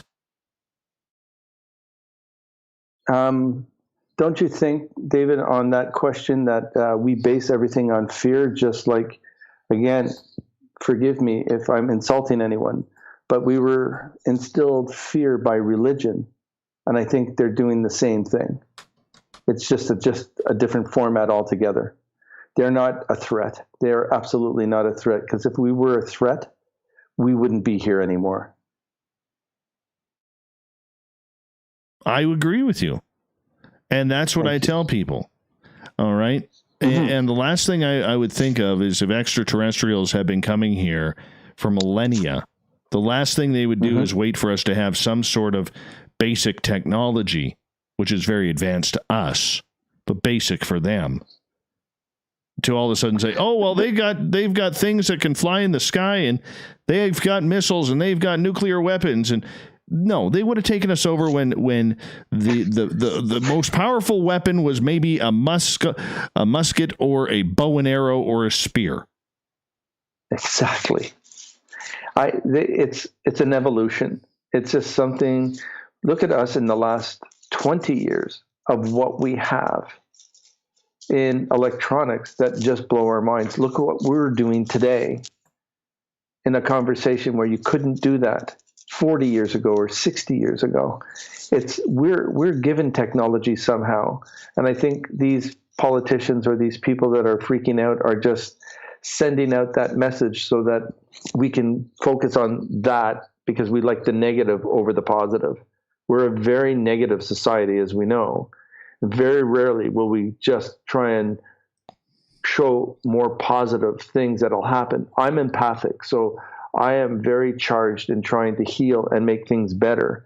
I'm not interested in overtaking the world spiritually. I want everyone to be treated as an equal. All right. Big question from a couple people in our audience here, because for some reason they want to know this from every guest that is on this show. Oh, no. All right. Okay. What is your thoughts on eating breakfast meals for dinner? Oh, let's do that. Oh, come on, Jim. We used to do it every Friday. People would eat fish on every Friday. And my mother said, what the heck are we doing that for? Nobody likes it. So we had bacon and eggs. It was great. It's terrible. Terrible. Corey, let's rethink that whole booking them again thing, okay? I'll use syrup on everything, okay? That'll just add to but you're from Quebec. You have to. You get 3 inches of snow. Half of that is eaten up with syrup. And it's a great snow. At least it's not yellow. I've never tried that. No, eh? No, maple syrup and snow. I've never tried that. And I'm ashamed as a Canadian to say that. Well, we'll wait for you to come to this end of town, and I will take you out for one of those. We'll do it in the spring. Sounds perfect. Bring your family. That sounds perfect. The only problem is, because I'm a Yankee fan, every time I get close to Blue Jays fans, I almost get hives. I am a Blue Jay fan, that's for sure. Oh, well. They won tonight. Yeah. Well, I mean, they'll win the odd game. They'll win the odd game. We've got about 5 minutes to go before we go to break. At the bottom of the hour, Jim Hunt is our guest tonight on Spaced Out Radio. I want to kind of finish off the topic of counseling ghosts here, because we've kind of lost a little bit of track here on that. But when you are counseling ghosts, do they feel the same emotion as we do as humans? Oh my God, I think it's worse, to be honest with you. They are in a situation where they're doing this thing over and over again, or they can't find their loved ones, and they're in the spirit world where very few of us can see them or talk to them or communicate of any sort. And so they're the ones who are disturbing us a little bit, or we feel a cold air amongst us, because they might see how spiritual you actually are, or empathic that you are, because you do give off an aura color that the spirits see. So they want to attach themselves to you and find out, can you tell me how to get home? Why am I dead? I was on a motorcycle 5 minutes ago, and because there is no time limit there. So what I do is actually get their attention. I am a psychic that I need to see someone. I want to see your eyes when I'm reading you. And you want to see me so that you know that I'm not bull crapping you. And I get the information, I give it to them, and the spirit world, if I can get the attachment of their eyes to my eyes, I actually get their attention, and they almost move to the light before I even have a chance to say goodbye to them. I say, you're okay, you're dead, you've done no harm, you just need to go to the light, your mom is waiting for you, or your dad is waiting for you. Because you can always get the advice of their loved ones waiting for them in the light, and they pull them in.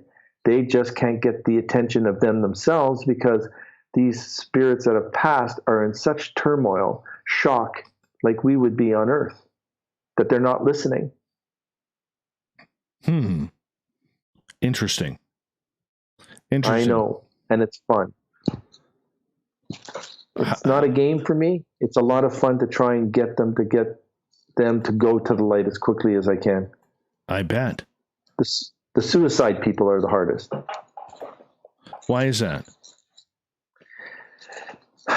They go in it because they want to give up.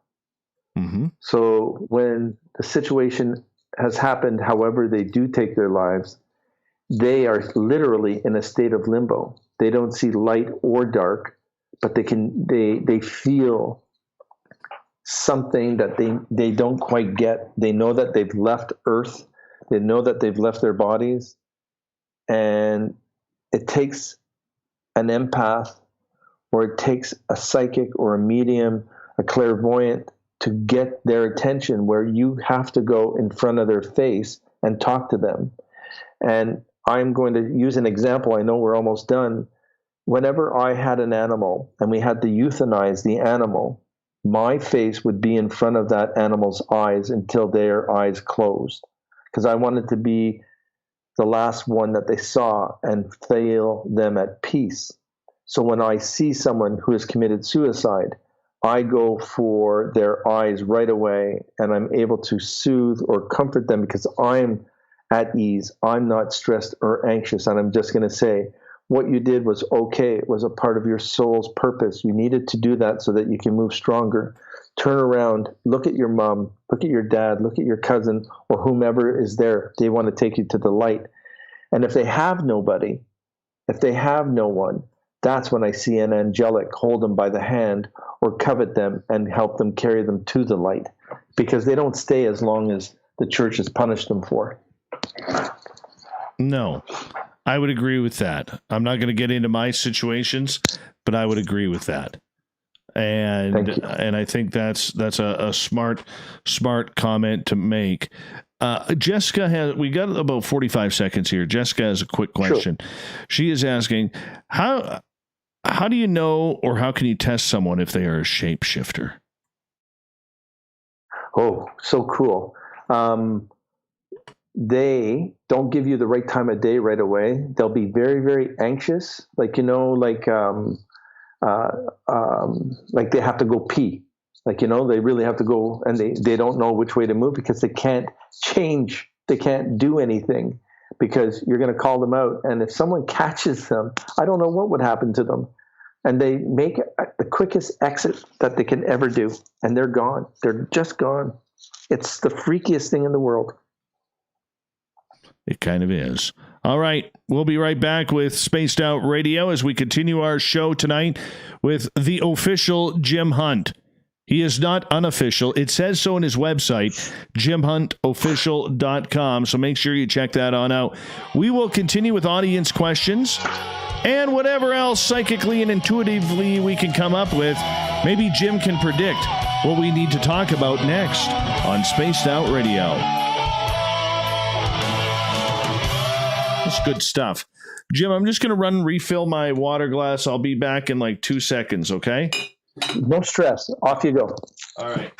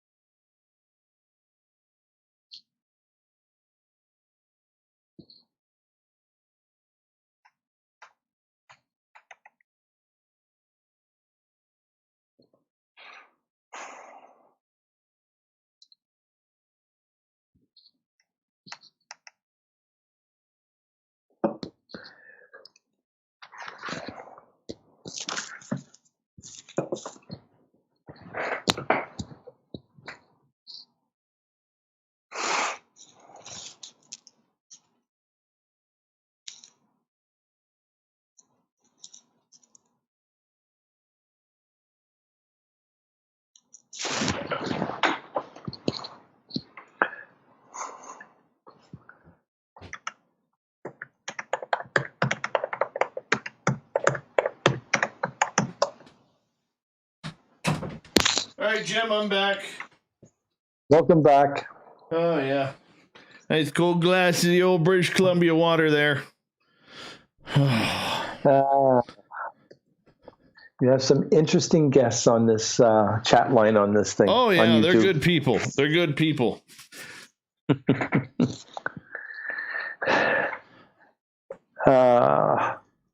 insane. Some of the stuff they are saying actually makes me laugh. Oh, yeah. That doesn't surprise me. Swear I dropped something. Oh, well. Oh, I'm drinking 3-Speed. 3-Speed? So I'm actually, it's a beer. It's amazing. Oh, okay. It's a lager that was brewed by Amsterdam Breweries. It's the best beer I've ever had in Canada. Oh. Yeah, let's see. Oh, the Michael Leger has come in. Peter Venkman as well. Appreciate you guys. Venkman, is that a picture of Brian Fantana that you were using? Because if so, that is fantastic. I am that I am. Welcome to Spaced Out Radio. Larry, welcome back. Good to have you here. All right, who else we got here? Let's jump on in. Hey, Vector, I know you had a couple of questions way before in the first half hour of the show. Could you repost those? If you don't mind, I would appreciate that. All right, you've seen Close Encounters of the Third Kind, correct, Jim? Yes, I have. All right. You know when they go to Wyoming to Devil's Tower? Are you on Team Rock or Team Stump? Team Stump. Yes, we have another one. Yes. Yes, former Tree of Life, Team Stump. Yes. Fantastic. Yes. Fantastic. That just makes me happy. Oh, that just makes me happy. Jesus. That's fun. This is the kind of fun we have here every single night. That's awesome. It's a lot of work. It is a lot of work. Well, one day I have hope. I have hope. I'm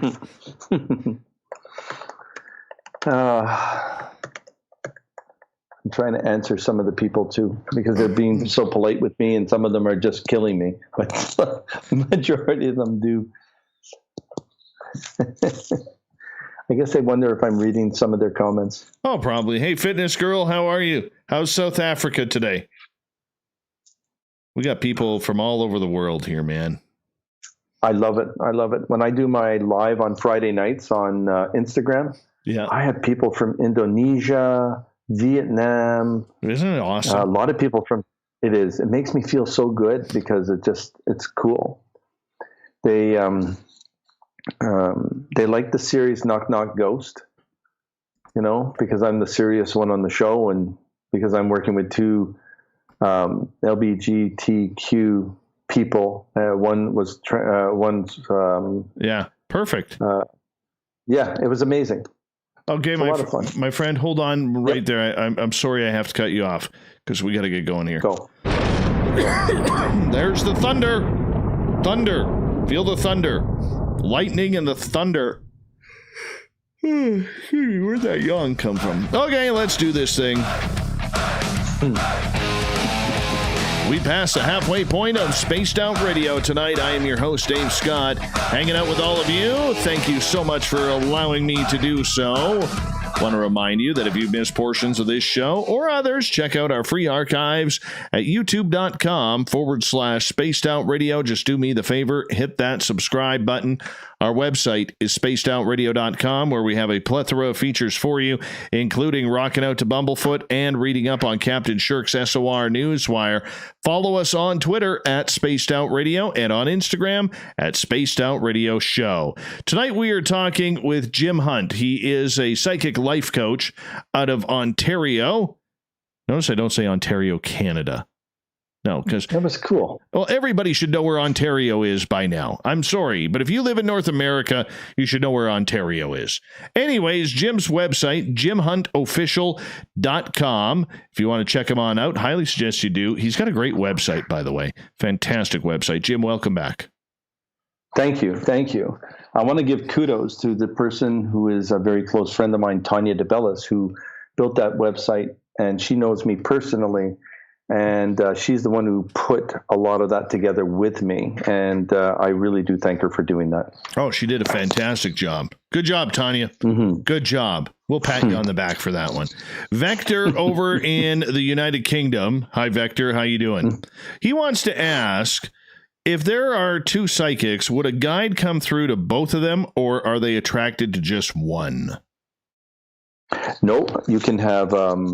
I work with a demonologist, and we both have the same guides that will come in and have a conversation with the both of us. Almost simultaneously, we both can give the same answer, and that's how strong we are with just one guide. I was pointing to the screen with the one, and you guys can't see me. Okay. Oh, yes. Okay. Yeah, we all didn't see that, Jim. I'll be honest with you. We missed that. But I got okay. Moving on with that. Okay. Why do guides is it guides or let me ask you this. Let me rephrase this because I went through a little bit of laughter there in my head. All right. If a spirit comes through, if there's two psychic people around and a spirit comes through, how come one psychic can hear him and the other cannot? It depends on your level of understanding. I have met some amazing psychic mediums in my lifetime that I am in awe of, who can pick up something out of nowhere, especially in a forest atmosphere, and they are able to speak and talk to guides that I have no clue who he's talking to, but you can feel the energy or the presence of someone. So I know that that psychic is not off on what they're saying or giving us as information, because the thing that I will get is the presence, knowing that someone's there, but I can't see them, feel them, or touch them. But I know that they're there. There's just an energy that is allowed. And it's so cool when you get another psychic that can give you information, because I'm a psychic and I don't know how many other psychics are out there. I cannot read myself. I have to go see someone professional and pay for that advice like everybody else does. Can you be read?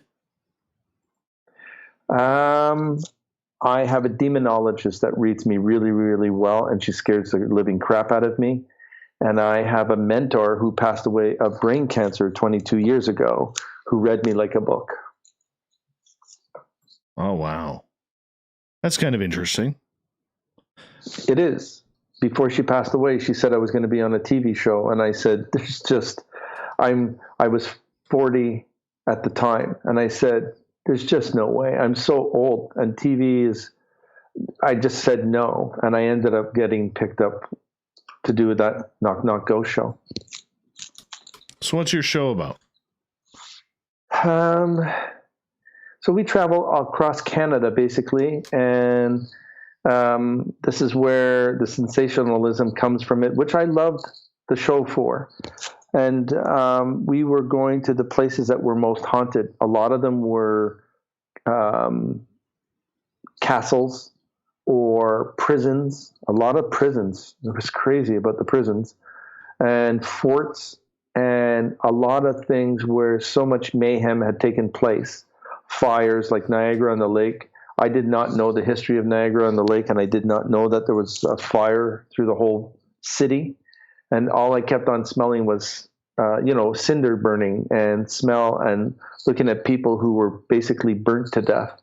And I didn't quite understand it until I understood the history of it. And I should have known the history, because I lived in Ontario at the time for almost 15 years.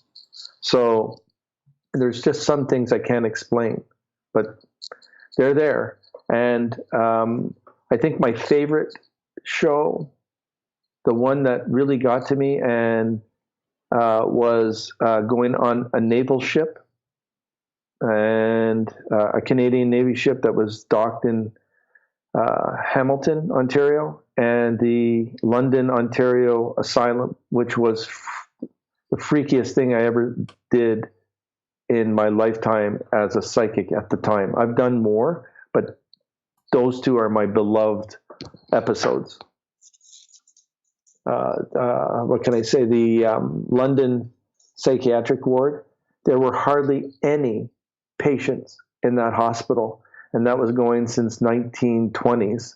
There were more employers or employees that were dead that were there because that was their home for 40 years, their place of work where they met all their friends. And I was talking and giving out names, which I'm really bad at, but giving names and places of who worked there and why they were there. And we had the curator that was there for almost 48 years. And he was just saying, yep, she died of cancer. Yep, he died of a heart attack. And all of these spirits came back to work again at that London psychiatric ward. It was so cool. It is very awesome. Human Carl is asking, have you ever heard of hemisync? No. Hemispheric synchronization. I'm going to look that up. So what is is also known as brainwave synchronization. Right. Okay. I've heard of it. I don't know anything about it, but I heard that they have quite a bit of success with that. Yeah. Like, cool. It is cool. Founder was Robert Monroe. I'm just reading up on it right now, so that way I don't seem smarter than I am. He claimed the technique synchronizes the two hemispheres of one's brain, thereby creating a frequency-following response designed to evoke certain effects. Oh, yeah. Okay. Well, we'll move on. Okay. Yeah. Yes. All right. Bee's Nest is asking if you've ever used psychedelics for readings. Oh gosh, no. Not to the general public. I'm a pot smoker, but I've never done a show stoned. Come on.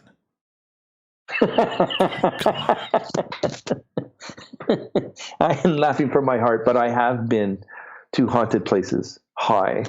And you're always on the lookout there, because I feel I'm not paranoid from the marijuana. I am paranoid because I don't know what they want to do to me or make fun of me or do something crazy to me, because I'm vulnerable at that point.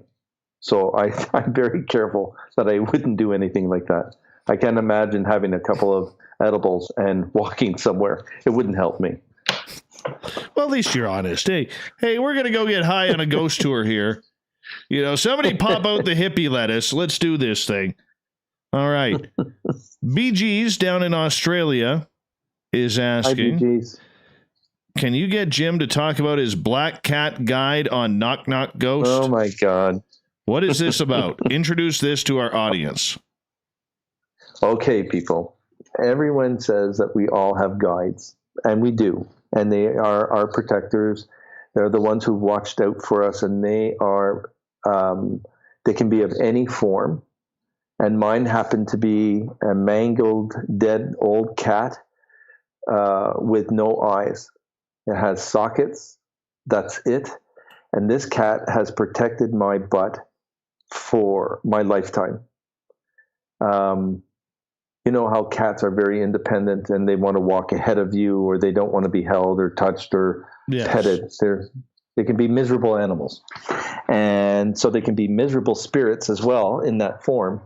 And this cat has never changed its form. And this is something that's been with me for 50 years, 55 years easy. So if I'm going to the asylum in London, that cat would walk probably about 10 meters ahead of me. And I'm so used to understanding this cat that the tail would move in a certain way, point forward that there was something there, put the tail down to tell me that there was something coming up from the floor, point left, right, and or it would just have its cackles up, knowing that there was something dead in front of me that I possibly wasn't going to pay attention to that could harm me or hurt me. And when I don't listen to that mangy little cat, because I don't have a name for it other than cat, because I just didn't think it was fair for the cat to give it a name. When I don't listen to it, I've been on an episode where I've been shivved in a prison. I've been choked. I've been smacked. I've had the air taken away from me. I've been hit by a pool cue. I can go on about the things that I have not listened to that cat. So I truly, when I'm in a situation where I need to be protected, that cat will watch out for me all the time. I know when I'm doing a good job and I'm helping the dead move on, because the cat will form a sign of infinity. And you know how a cat will walk around you looking for food or praise, and it'll walk around your legs? The cat will do that in and out of my legs in the sign of infinity, saying that I did a good job. It really doesn't do anything other than warn me and tell me that I do a good job. And I love that freaking cat. That sounds strange. Awesome. I know. No, it sounds good. Sounds good. Thank you for sharing that with us. You know, that's amazing. Oh, thank you, BG. All right. Vector is asking, are ghosts and guides the same thing? No. Ghosts are in a learning process before they become the spirit. The ghosts are the ones that are wandering our streets, our forests, with no particular foundation of something to do. They're not lost. They just don't want to be a part of something. But they can be mischievous, antagonizing. They're not dark or light energies either. They're just in existence until they think that they need a purpose. And once they feel like they have a purpose, they'll turn around to the light, go to the light, get their job, and then come back as a spirit. All right. This leads to Bee's Nest's question. Jim, how do you know they're ghosts that you're dealing with and not demons? It's literally impossible that you do not know that you're dealing with evil. There is a smell. There's a thickness in the air. There is, we are warned so much from my side of the psychic medium side. We know, I personally know when they're in the room before I even get there. I've been warned by a lot of ravens that I'm going to get into something that's going to be pretty heavy. And ravens will fly ahead of time and warn the other spirits, the good spirits, not the bad spirits, that I'm on my way, but it's also informing the dark energy that I'm on my way, so they have an arsenal. What I'm worried about with the dark energy nowadays is that they have a file on us, and they try and find our weaknesses. And each time they can get to you, to be able to be stabbed or be smacked or hit, because I was not totally prepared. I was being a little bit more cocky instead of protective because I thought, oh, look at me. I can do this. I'm on a TV show, so I'm going to take advantage of this, and I'm just going to move forward, and I'm going to show off all of my abilities. Instead, I left myself vulnerable to be hit or hurt. So evil is just, they are bad.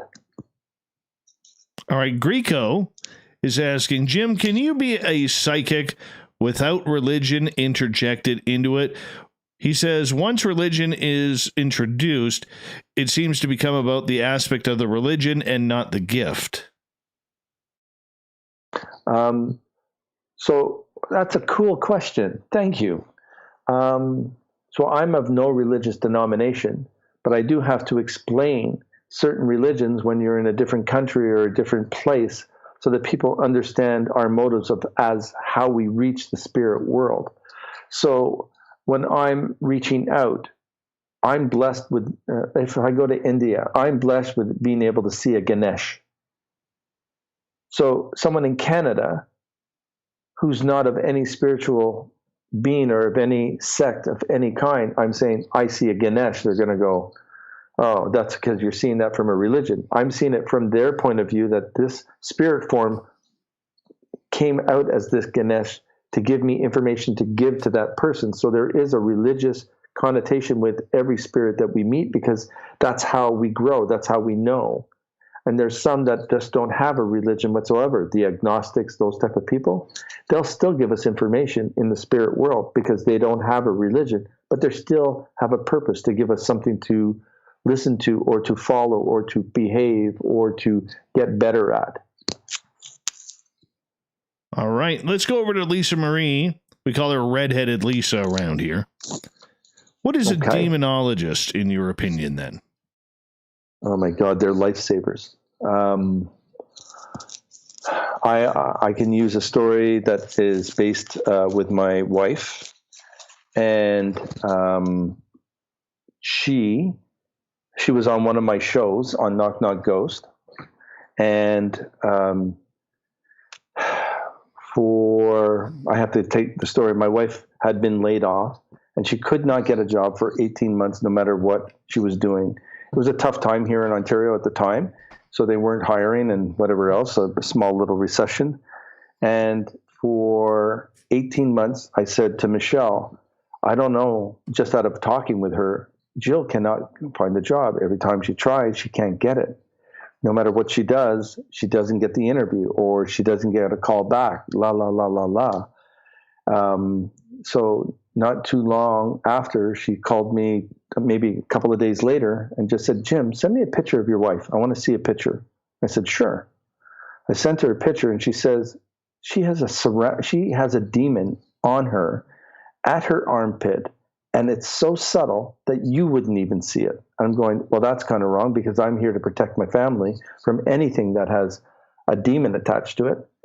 And it was so superficial that I did not see it. Michelle removed that demon that day, told my wife about it, and 24 hours later, she was working full time.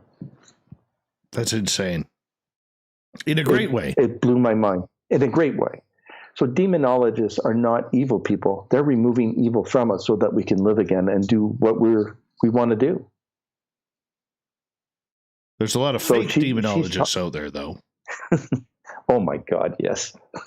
Those are the snake charmers. Those are the ones that are bad. They're just like a psychic medium or someone that's saying that they do what we do, and they don't do a thing at all, but they instill fear into that person that's already has a weakness themselves or feel. Because whenever I tell this story about my wife, I'll get another 50 emails coming to me saying, I can't find a job. Can you help me? And those are the people that I feel are vulnerable. And I'm just saying, I can life coach you and we can talk about it. But I bet you don't have a demon. You're just having a situation that you can't deal with. It's not everybody that'll have a demon attached to them because they can't get a job, but that's what happens to people. But you'll find somebody, if I can't help them, they'll go find a demonologist that will, and these people will take advantage of them right away. That's what I hate, that I can't help all the people at all times. That is the tough part because, I mean, when you're taking someone's word for it, it gets very difficult. Very difficult. Anyways, let's move on here. Vector is asking, if your guide is a bad one, does that make you an exorcist when you get rid of him? Yes, absolutely. I don't we have a conscience, everybody? Like we deal with certain things. We have our senses, our emotions about us. And if we're doing the same thing over and over and over again, and we're not feeling like we're doing or moving forward, then we are bringing that energy upon us. So we're inviting the evil to stick around because they are enjoying us suffering. And what I've learned is I've stopped suffering and I stopped hurting myself in the sense of emotions. And I just said, screw this, I'm moving forward. I am someone who is clinically depressed, someone who suffers from clinical depression, proven by 3 different doctors. I go unmedicated, and I have had dark energies try and take advantage of that by holding on to that, by giving me horrifying nightmares, and I just fight them back, or I call on Michelle to get rid of them, which happens. But you have to have the strength within yourself to go tell those demons to leave you. You have the ability yourself to let these things go. If you need help, that's when you call on a demonologist, or that's when you call on Jim Hunts or other people that are able to do those things, because we'll get rid of them in milliseconds. If I see something attached to you, and while I'm doing a session with you, that thing, and I will tell you after a session, I removed something from your throat chakra so now you can communicate. I've moved something away from your third eye so that you can see what's in front of you. I've moved something from your solar plex area so that you can take the confidence to do things and move forward. We change the energy around you guys through our own guides and their processes. So we're able to heal and help people. Those are true psychic mediums. We're there to help you. You're paying us, and I'm sorry you are paying us for some of this stuff, but I'm not charging you an arm and a leg or $10,000 to say that you have demons on you. I'm charging you something very simple. I had to put the money thing in there because people take advantage of money. I agree. I absolutely agree. Greco is asking, as we got about just under 2 minutes here. Holy cow. Do ghosts come out when people are not around? Oh my God, yes. We live in a home where it was built in 1968, and next door was a dentist, and he committed suicide. And when they're not home, we have a closed caption camera on the outside to protect us. And they have a light that goes on in the living room almost every Thursday night. And they tell us they can't shut that light off. So there's ghosts around everywhere. And that ghost, the dentist that committed suicide, died on a Thursday night. I didn't know any of that until they told me. And then I did a little reading and an exorcism, and that light has never gone back on again. And my neighbors think I'm a little bit freaky too, by the way. So, but that's okay. Oh, whose neighbors don't think their friends are weird? Works for me, man. Works for me. Jim, we got under a minute to go here before we have to go to break. And should I ask it? No, I won't ask. Peter, we'll get to your question when we come back. Peter has a question about Bigfoots and all that kind of stuff. So hopefully we don't forget that, because I know the chat room is moving quickly. So, Peter, you may have to repost that. I will let you know. Jim, we got you for another 30 minutes here on Spaced Out Radio. I told you this was going to fly on by, my friend, and it has so far. Yes, it has. Yes, hour number 3, 30 minutes left with the official Jim Hunt. And then we get to the SOR Newswire and the thought of the Dave. We got more Spaced Out Radio coming up. And remember, a great way to support this show is by tuning on in. That always works. We like numbers around here. So make sure you do that. And Jim's website, by the way, jimhuntofficial.com. You can get a reading. You can get to be a life coach. He can work over Skype, Zoom, phone, or in person. Wear your mask, though. No, I won't. Spaced Out Radio continues right after this.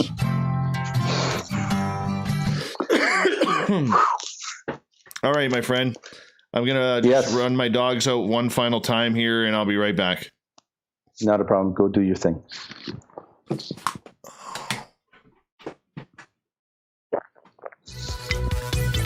Hello, space travelers. It's me again, Carl. Don't forget to join the Space Travelers Club for just $5 a month and follow Spaced Out Radio on Twitter at Spaced Out Radio. Our Instagram, Dave Scott SOR. Our Facebook page is Spaced Out Radio Show. Our archives are free at youtube.com/Spaced Out Radio. Come woo it up with Spaced Out Radio today. Bye.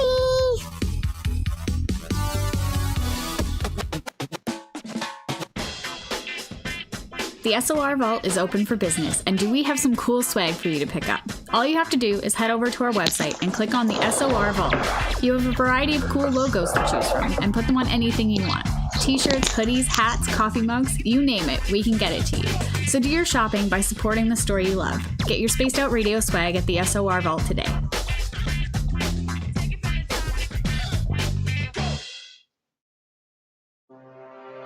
We are scouring the world for the most intriguing stories of your day. Take the time to read up on the SOR Newswire, where our team, led by Captain Shirk, will deliver to you some of the best paranormal and supernatural news, along with some stories that will blow your mind from the weird to the wacky. It's the news outside the news that piques interest, and that's what we're looking to deliver to you.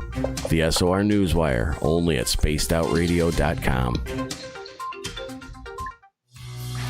Hi there, this is the paranormal lawyer Michael W. Hall. I'd like to invite you to listen in each Sunday night where we're going to open up your eyes to everything strange and paranormal. I will be hosting some great guests with topics that affect us all, such as UFOs, ghosts, and everything paranormal. Let's learn together on Spaced Out Radio Sunday with myself, Michael W. Hall, the paranormal lawyer at spacedoutradio.com. We all know on Spaced Out Radio we love a good beard and mustache, so why not take care of your facial hair with Mighty Moose Beard Oil? Made in Canada, we're taking care of beards and stashes around the world. We use 100% natural ingredients with our oils and balms to make your whiskers feel silky smooth. Use promo code SOR2019 at mightymoosebeard.com today.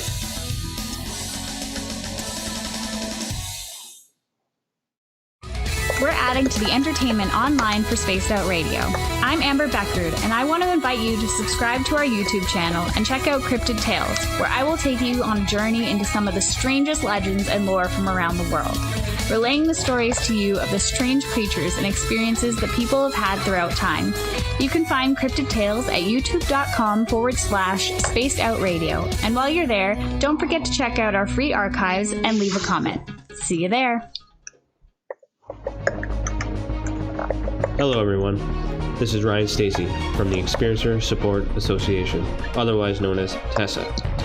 We're glad to team up with Spaced Out Radio to help investigate your experiences on the SOR Sightlines report. Together, we'll investigate the strange sightings and occurrences you've had. We're looking for answers just like you. So fill out a Sightlines report on the Spaced Out Radio website and let's figure out what's going on together. Hello, this is your guitar man, Ron Bumblefoot Thal, and I have to tell you, I love the response I get for Little Brother is Watching from Spaced Out Radio fans. It's amazing how music can inspire and make people think deeper about what's going on in the supernatural world. You can head over to my website, bumblefoot.com, to check out my music, my guitar workshops, my touring, even check out some of the hot sauces that I'm working on. And make sure you keep on listening, because with Spaced Out Radio, you know Little Brother is watching. I'm feeling a little spicy tonight. What to do? All right, I'm back. What to do? Why not? Okay. Yeah. Well, your crew has some very, very poignant and honest questions. It's not bullshit, and I'm kind of cool. So thank you with that, Dave. I'm not joking. I don't say very much about things, but oh yeah, cool. No, they're good people. They're good people in here. Mm-hmm. You know, I mean, some of them may have web feet, but we don't know who they are. But they're good people. Mm-hmm. And for some silly reason, they like me, which is weird.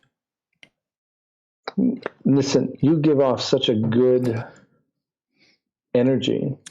Just from your voice alone is calming to a lot of these people.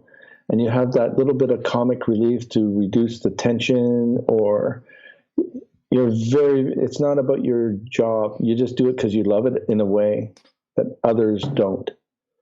Well, you're treating it with respect, or yourself with respect, I guess is what the best I can say. I appreciate and everything that. will start happening, and everything will start coming together for you in September. You just have to let this second wave go through, and everything will happen for you, Dave. I promise. All right. You heard it. September. Hopefully. Hopefully. It'll be, I would say, in and around the 18th of September. All right. September 18th. Corrance, make sure you mark that on the calendar. We're bringing Jim back on September 18th, just in case. Just in case. Oh, gosh. There is an American affiliate that is going to pick you up, that is going to blow your mind. Oh, I hope so. Yes. Their advertising is going to change completely. It's going to be really cool. And the advertisers that you have now, I love. It reminds me of a kid growing up in my little small town. The beard wax thing, this, that. It's awesome. I love that shit.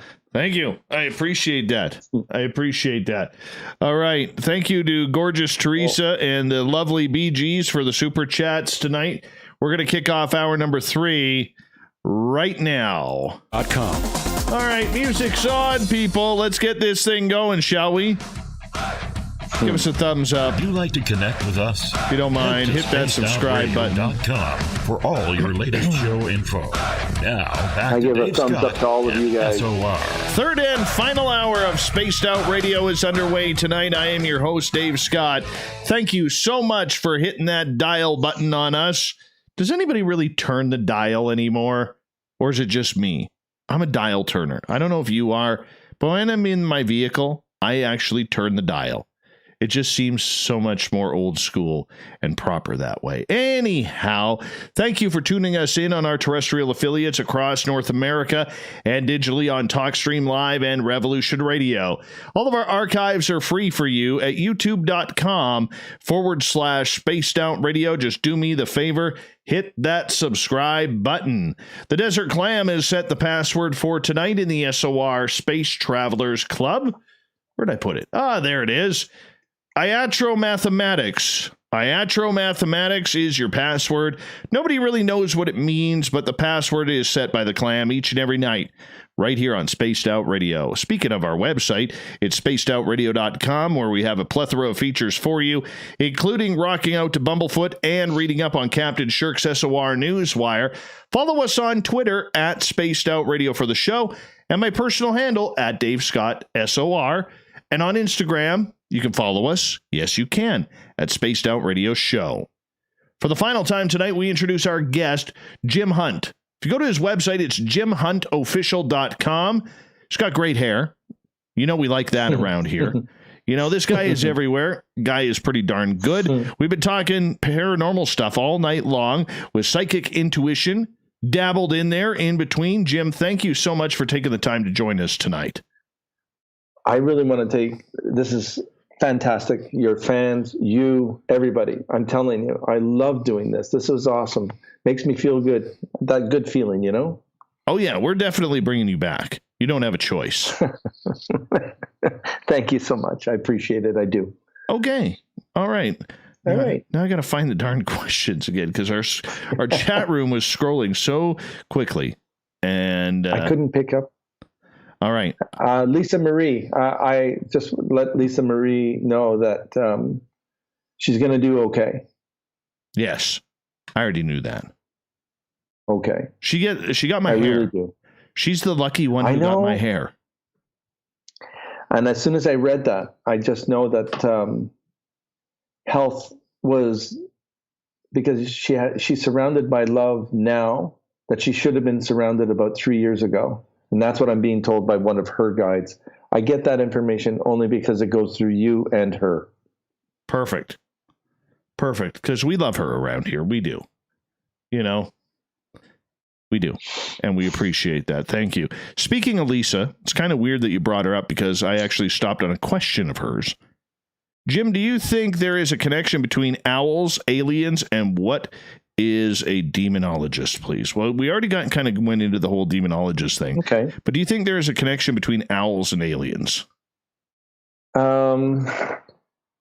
I can't give you an answer specific on that because I've never really read enough about it to understand it or be involved in it. I would like to think so because owls are very aware of things and pay attention. They're one of the most sensitive of owls, I guess. And a demonologist, again, is someone that their job is to remove demons from your home, your person, your belongings, anything that is sticking around. A good demonologist can go in remotely and remove something from your house, whether you're living in Vancouver or living here in lonely Ontario. All right, Peter, we're going to come out of the break with his question. I had to find it.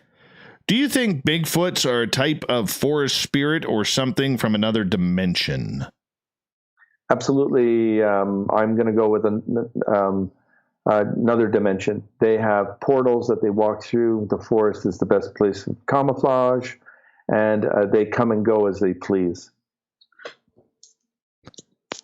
Prairie Fire would like to know, why do ghosts have clothing on? Because they want, thank you. I'm not laughing at you. I'm laughing at the way that we're asking this question because I have to sort of be proper in answering this. Ghosts will give us, or spirits will give us information right away that I can say, oh, you have somebody from an era of 1930s coming from New York because of the three-piece suit that you're wearing or the type of dress that you're wearing. It's an identification for us as humans to be able to relate to that spirit quicker to get the answer to the person that I'm giving a reading to. All right. Let's go to GJ Black.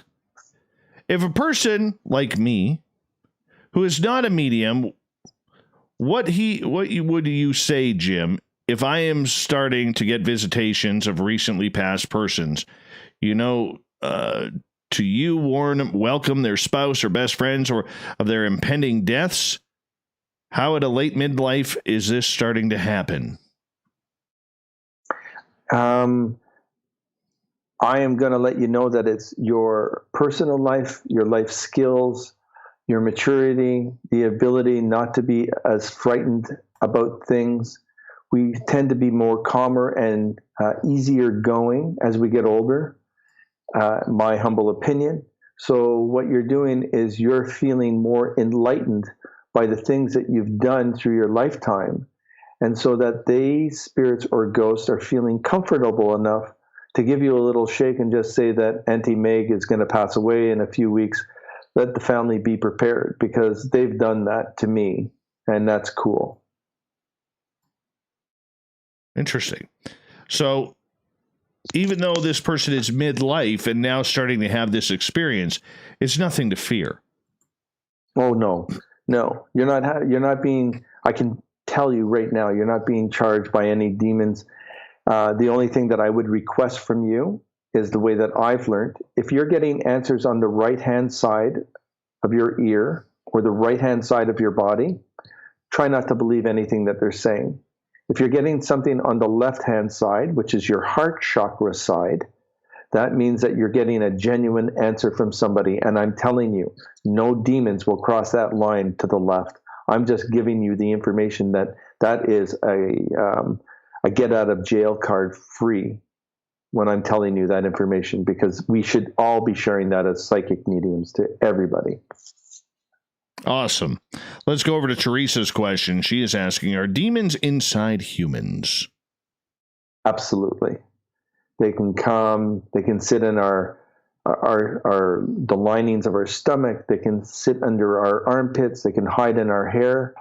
They're disgusting. They're absolutely disgusting. Well, that's not very flattering. Not very flattering at all. Greco is asking, What determines light and dark energy, and to what end? Okay, so that we don't have all night for that one, but that would be a very long one. It's hard to say. It depends on the circumstance. It really does. You can have gray energy, and that's why it's confusing for many people.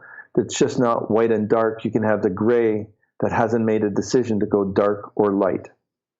So it's hard. I can't really answer that. It would have to be a situation. All right. Jessica's asking, why are they always saying her name, and especially, and I love one's voice that is familiar to us, but they are still alive? I'm not sure what that means, Jessica. Was that a question? I'm not sure. Please rephrase. Sometimes I think what she's trying to say is that it's a familiar voice that we're getting, even though it's not that person, for us to pay attention to the dead talking to us. All right. Human Carl has a question. Human Carl, I like that handle. Do ghosts still have a sex life? You know it. I wish I could say something, but this is a family show, so I'm not going to say anything. But yes, they do. What about, Hollywood psychic Patty Negri was on this show a few years ago, and she actually did a full study on people having sex with ghosts. How is this even possible? It's our energy manifests or allows us to feel what we want to feel. It's what we fantasize about that we bring into an energy reality. And it actually does happen. I've not seen it firsthand, sorry, but I've been told by many different people that I trust dearly that they've been touched appropriately when asked. Pervert ghosts. Next on Spaced Out Radio. All right. Vector is asking, have you ever tuned into Jesus to confirm whether or not he is real? I saw that question, and I have tapped into a higher being that is gold in color. And when I do see that, which is not very often, I would consider him your Jesus. Nikki is asking, have you ever had to destroy evil before? Do you even believe it's possible? Well, you can remove evil, and evil can never come back, and you can bring it back to the hole that it went into, and it's never allowed to come back. I think that is a blessing for many of us and for the demonologists. They don't come back stronger. They come back weaker, if anything, and every time they come back to absolute nothing, and that's when they're weak and vulnerable, and that's when you can show them the light. All right, I'm just moving through the chat room here. Sure. And seeing where I have missed, because I know there was a bunch here. All right, let's see here. Greco is asking, how do you then explain poltergeists? How do I explain poltergeists? Well, poltergeists are sort of, think about the mafia. You have the boss, you have the kingpin on top, you have the boss, you have the captains, and then you have the soldiers. The poltergeist is in charge of the whole series, and he or that entity will run that group to break glass in front of you, to trip you, to sit on you, to hold you into your bed, to give you night terrors, to actually try and hurt you to a point that you could be psychologically damaged for a very long time. That's not very Christian at all. Not very Christian at all. All right, let's move on here. And Bee Gees is asking, Jim, when your guides speak to you, do you hear them as voice or is it a thought message? I get both. Mostly, I prefer the message because then I'm very auditory, as we all are right now. So I get more out of the auditory than I do out of that mind type message, because it doesn't give me the sense that it's actually going to happen. When I get a full voice auditory, I know that something distinctful is going to take place, good, bad, or indifferent. Interesting.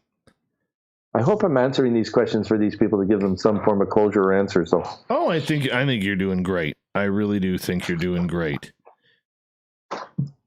Jim, as I'm looking for other questions here from our audience, because we always love their participation, I'm going to ask you about this. There's a lot of people in this world, I mean, pre-COVID and everything like that, there's a lot of negativity right now around, you know, with social media and addictions that people have. I mean, I think we, for the most part now, we're all addicted to likes and hearts and thumbs ups and everything along those lines, for what they mean and what they represent. You know, if you put a post up on Instagram, you know, and you have 0 likes after an hour, you start getting bummed out over it. Like, people don't pay attention to you.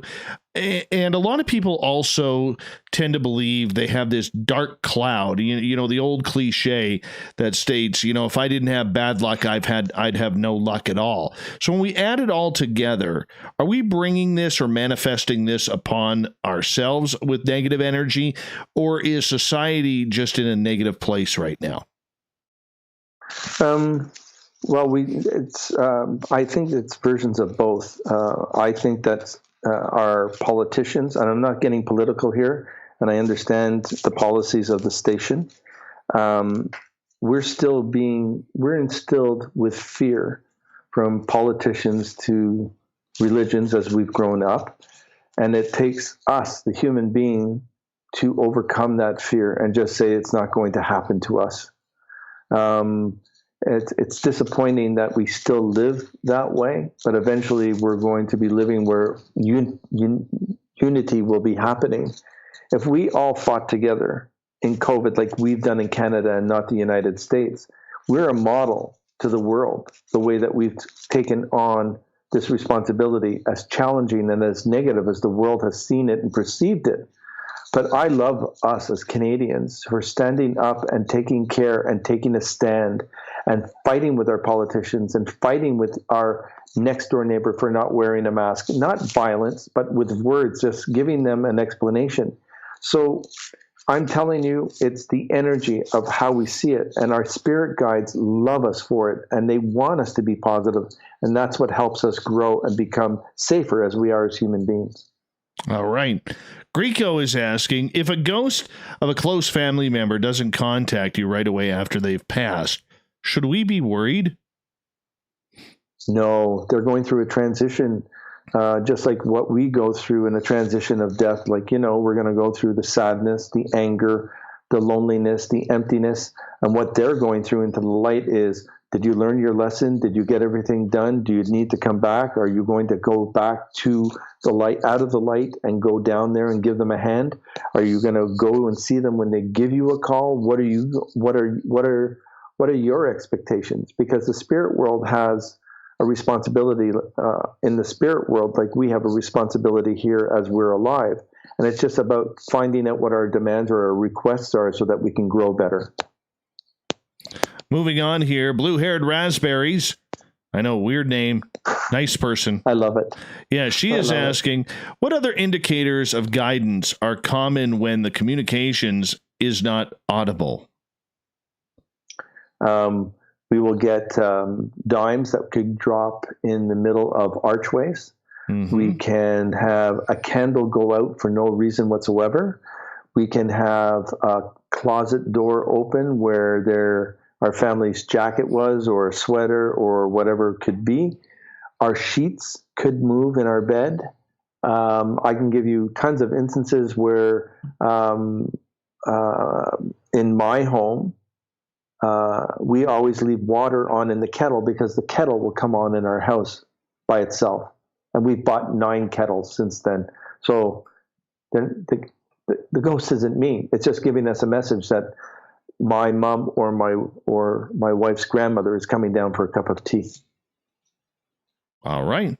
I love this question by Patrick, as we got about 5 minutes left tonight with Jim Hunt.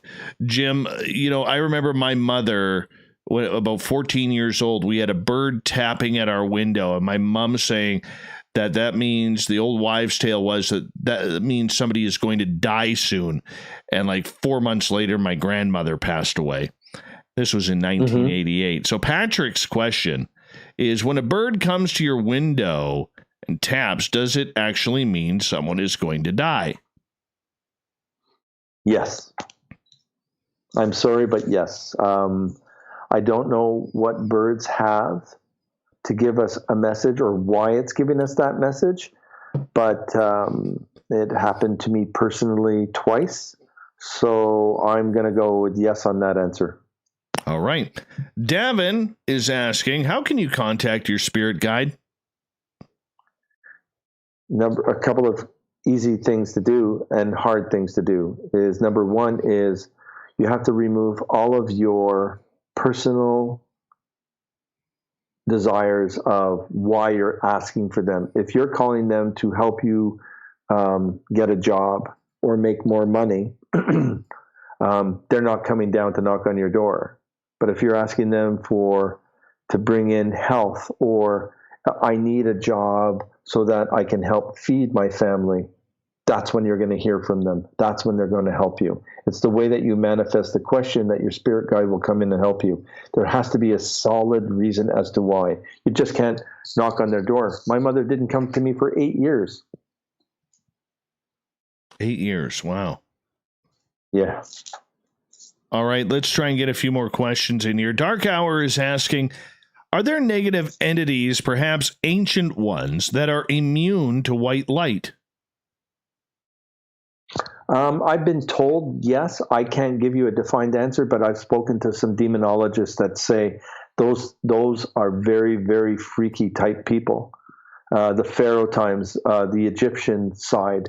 I'm going towards that direction because I've been there, and I can't go anywhere close to a pyramid. I get freaked out, or I want to throw up, and that's been since I was 9 years old. Well, that's odd. Mm-hmm. Jessica is asking, how do we know if we have a demon? Will there be something wrong in our lives, or what? It depends on what we're putting ourselves into. If we're going to go and do the same thing over and over again that's wrong, that demonologist is getting off on that, knowing that we're doing it wrong again and watching us suffer. So, the demons are there for sure. The demons are around us 24/7. Just depends on what we're doing with our energy and how we change and manifest into more positive things. I always teach people to be more positive, less demons around us. All right. Leah is asking, have you ever had what some call a download of mass information? Oh my God, yes. I've come to a point when I was really starting to do this full time, and this is not too long ago, this is about 13 years ago, that I really had to sit down on my own. I didn't know how to meditate, but I was getting answers from everywhere. Auditory, the touch feeling, every sense that was activating was on overload. I ended up with a massive headache for about 9 days at one point. I couldn't get rid of it because I had so much information hitting me. And no amount of marijuana helped me. Well, then you had some bad doobie, buddy. You had some bad doobie. Final question is, we got about 45 seconds. This comes from Corrance, my booking guy. Can unstable animals produce poltergeist activity? 100%. Oh, they thrive off of that. That's just a conduit for them to get to a human being. Really? Yeah. Well, that's kind of cool. Oh, yeah. That's kind of cool. Jim, I want to say thank you so much for taking the time to come on Spaced Out Radio tonight, spend with our radio audience, our chatting audience on YouTube, and in our other chat rooms as well. We really do appreciate that. And let everybody know when your podcast is. I certainly will. I want to thank all of you. The questions were amazing. Your fan base are amazing. Thank you, Dave Scott. All of this. Thank you, guys. I would love to come back another day. That would be cool. JimHuntOfficial.com is his website. Jim, you hold on. We're going to just get ready for the news here as Captain Shirk has us all prepared for the SOR Newswire and the Thought of the Day coming up on Spaced Out Radio. Jim, that's awesome. We're going to give you a clap for that. Good stuff, Jim. Yeah, Thank you so much. Now go look at the chat room there. Everybody's clapping for you. Absolutely. Fantastic show. Okay. Fantastic. We love you here. You're going to become one of us. It was awesome. I really did enjoy myself. It was a lot of fun. Good. We're glad. Thank you so much, and come into our chat room and hang out sometime because our guests here would absolutely love it if you did. I will make a point of it, and I will make sure that I follow you quite often, and I'll let everybody else know in the world too. All right, brother. You take care. Hope to meet you in person one day, Dave. Me too. Take care. Bye-bye. Bye now. How awesome is Jim? Honestly, what a great guy. What a great guy. Dude has it going on. He does. I am so thrilled with that guest. Corrance, you hit a home run again. Again. All right. You just keep banging them out of the ballpark there, Corrance. Yeah, don't give me credit, people. Push all the credit over to Corrance, the booking guy. Okay? Because he's got it going on. He's totally got it going on with this. He's got this stuff figured out. I don't know how he does it.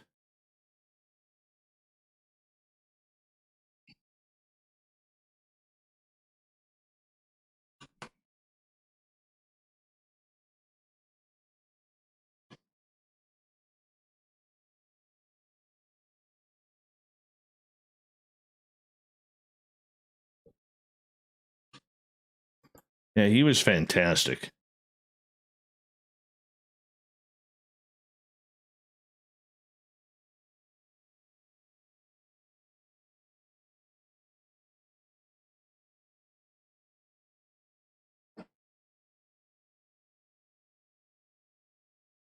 Mm-hmm.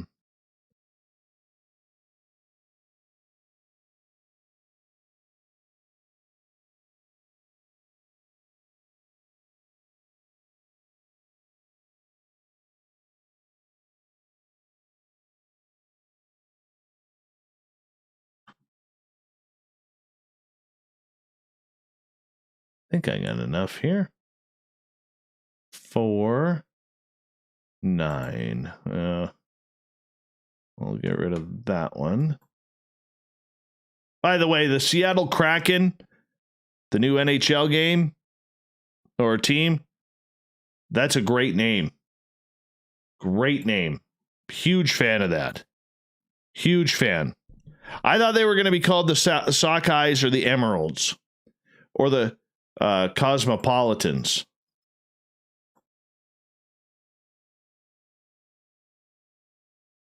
But they weren't.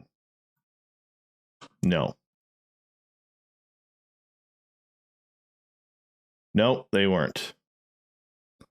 Either way, I'm very happy with that name, Seattle Kraken. My son when I told him about the name, because my son loves the Kraken, and when I told him about Seattle's new hockey team, he's like, that's my favorite NHL team. I'm like, thank Christ you like hockey. Oh, it was a religious experience for me. Complete religious experience.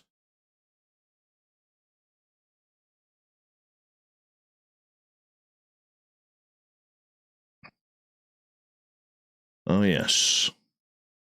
Hello, Corrance.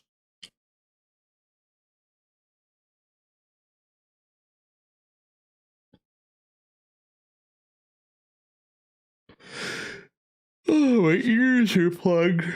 Oh, frig-a-dig.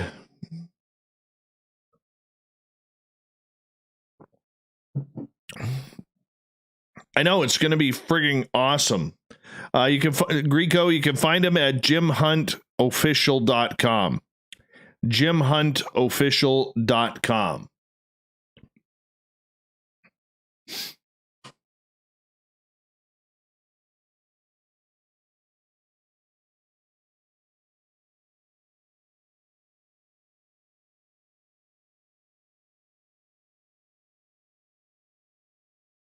All right, we got about 45 seconds.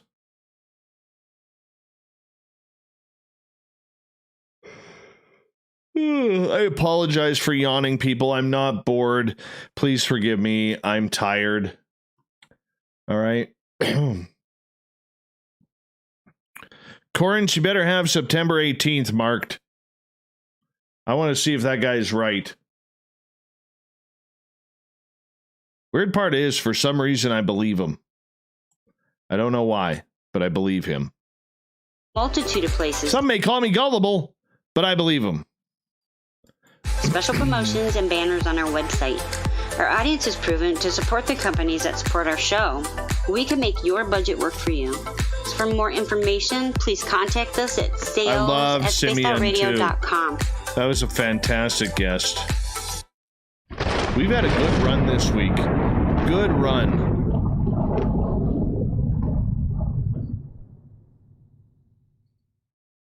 All right, here we go. Let's do the whole news thing. We've rounded third. We're heading for home tonight on Spaced Out Radio. I am your host, Dave Scott, sitting in the captain's chair of SOR headquarters. Thank you so much for joining us. I want to remind you that if you've missed most of this show or others, you can check out our free archives at youtube.com/Spaced Out Radio. Just do me the favor, hit that subscribe button. Our website is spacedoutradio.com, where we have a plethora of features for you, including rocking out to Bumblefoot and reading up on Captain Shirk's SOR Newswire. Follow us on Twitter at Spaced Out Radio and on Instagram at Spaced Out Radio Show. Speaking of the news, oh yeah, it's that time again.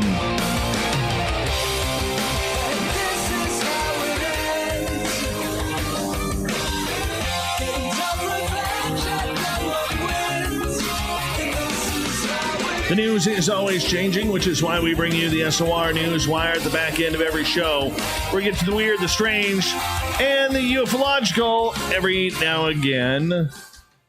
Yeah, there's been a significant increase in UFO sightings across Canada during the pandemic, according to Chris Rutkowski. Yes, in 2019, there were 849 cases, a 10% decrease from the year before, but it seems things and Canadians are looking up in 2020. We're looking at increases of about 50% from this time last year, so for some reason, people are reporting more UFOs during the lockdown, Rutkowski says. He goes on to say, for the most part, UFO sightings are explainable, but every so often one comes along that makes people scratch their heads. Most cases are just ordinary mistakes, misidentifications, but there are some cases every year. In fact, last year there was about a 3% that remained unexplained that did not seem to be airplanes, stars, fireballs, all those types of things. Rutkowski added that the reports are coming in from across Canada. We're getting reports from pilots who are reporting that they are receiving collision alerts on their transponder systems, and there's nothing there. We're getting reports from air traffic controllers saying there's objects in the sky that don't show up on radar, and we're getting reports from just average, ordinary people looking up at the sky saying, that's not a plane, that's not a star, it's been flashing lights in different colors, we're not sure what it is. Rutkowski hopes the reason there's a spike in UFO sightings during the pandemic is because Canadians are getting outside more, working from their backyards and appreciating nature. It's a beautiful sky out there, and there's lots of opportunities to see some things, he says. And you can go to his website, which is CanadianUFOReport.com, and check out the recent survey. I like Chris. Good dude. Good dude. I love this story. In Vietnam, they are announcing that they have banned wildlife imports and would close wildlife markets in response to renewed concerns about the threat from diseases that can jump from animals to humans, such as the virus that causes COVID. An order signed by their prime minister bans all imports of wildlife dead or alive and includes eggs and larvae. It also merits tougher penalties for crimes involving trade in wildlife. Vietnam has become a popular destination for wildlife wildlife products, often from endangered species that are used in traditional medicine or in preparing exotic cuisine. The move comes amid increased scrutiny of the health risks of the wildlife trade as the world deals with the new coronavirus, which is thought to have jumped from animals to humans. The existence of wildlife markets in many locations has been a big problem in Vietnam for a long time, says Phuong Tam, country director for the Humane Society of International Vietnam. The rapacious appetite for wildlife is endangering not only just these species' survivals, but as we've seen with the coronavirus outbreak, it is endangering people's lives too. So this ban can't come soon enough. The new directive includes recommendations that conservationists have been making for years, including crackdowns on domestic markets, said Steve Galtzer, the director of Freelander Group, working on ending the wildlife trade. COVID-19 related issues of wildlife trade, so Vietnamese lawmakers got involved with the issue in the past few months and have helped push the directive forward. This directive is not perfect, as it still has exceptions that will allow some trade in wild animals to continue, but it's a good start and can hopefully be made stronger over time. Here's a cool one. Now, this is brazen. I like using that word, brazen. FBI agents have said a prosthetic face mask has helped a man pose as an elderly gambler to pull off a $100,000 casino heist. Suspect John Christopher Coletti was arrested at the Prairie Band Casino and Resort in Mayetta, Kansas by Prairie Band Potawatomi Tribal Police on March 12th.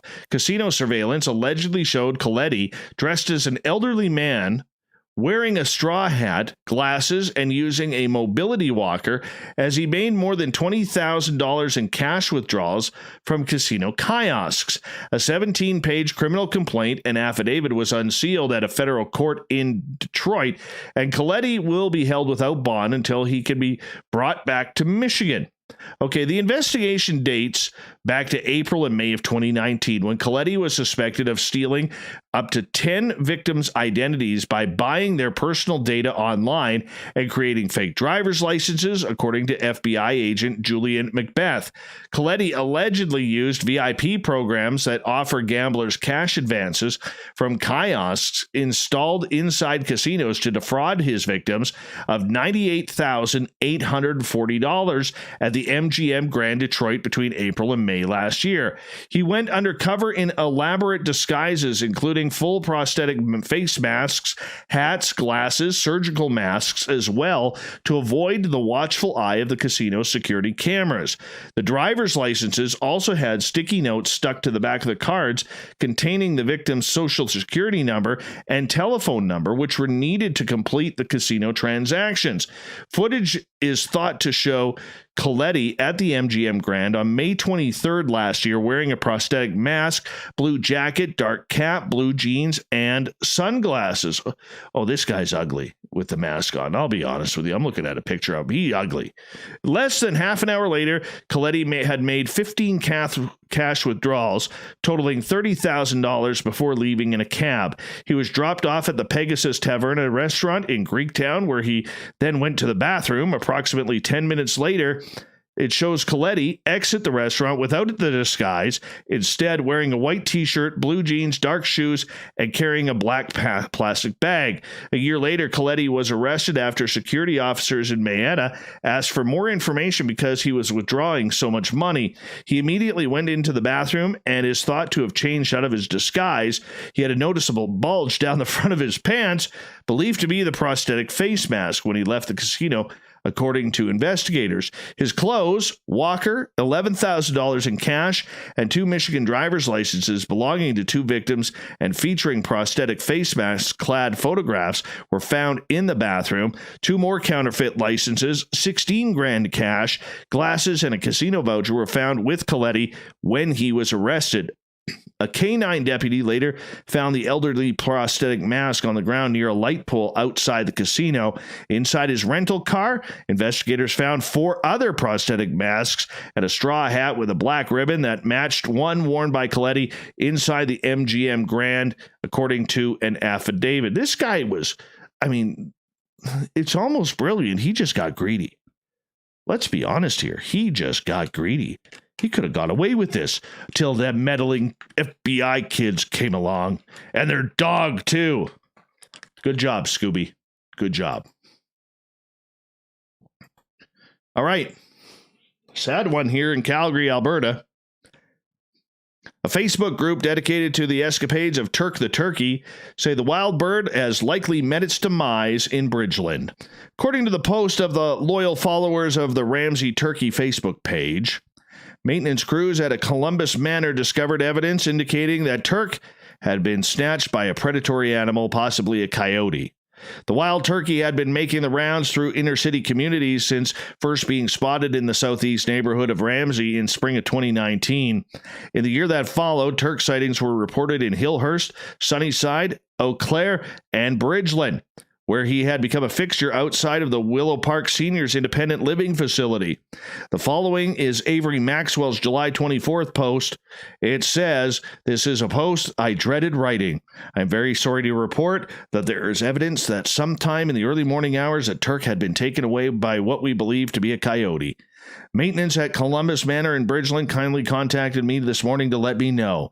Needless to say, this is devastating news for all of us. I'm personally heartbroken.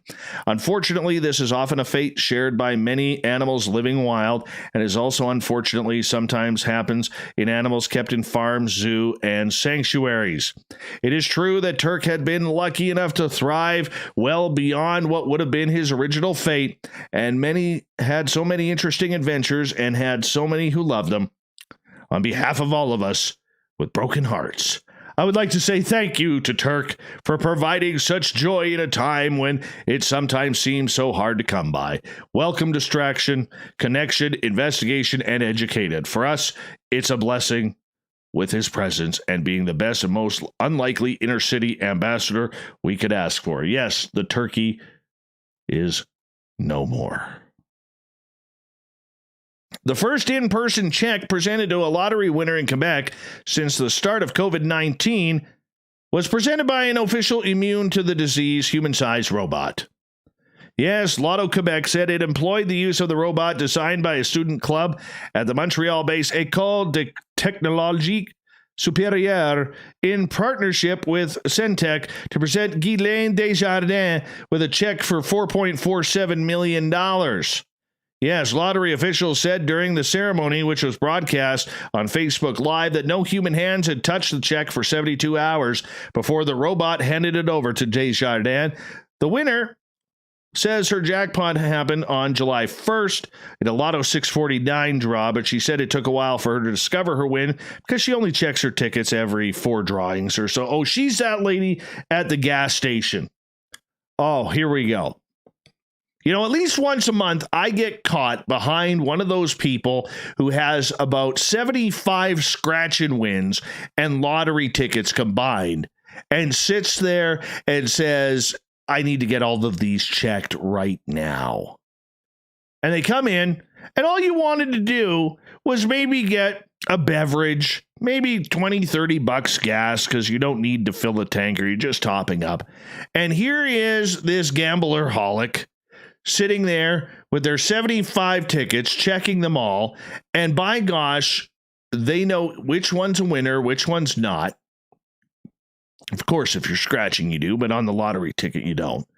And then they sit there for another 20 minutes debating which crossword or bingo card that they should get for a scratchy next. I always fall behind that person at least once a month. It drives me mad. I'm telling you, gas stations need a lottery lane. They need to hire someone specifically for the lottery lane. It's terrible. Anyways, this is one of them ladies. She said her plans for her winnings include buying a 3-wheeled motorcycle, celebrating with her 2 sons.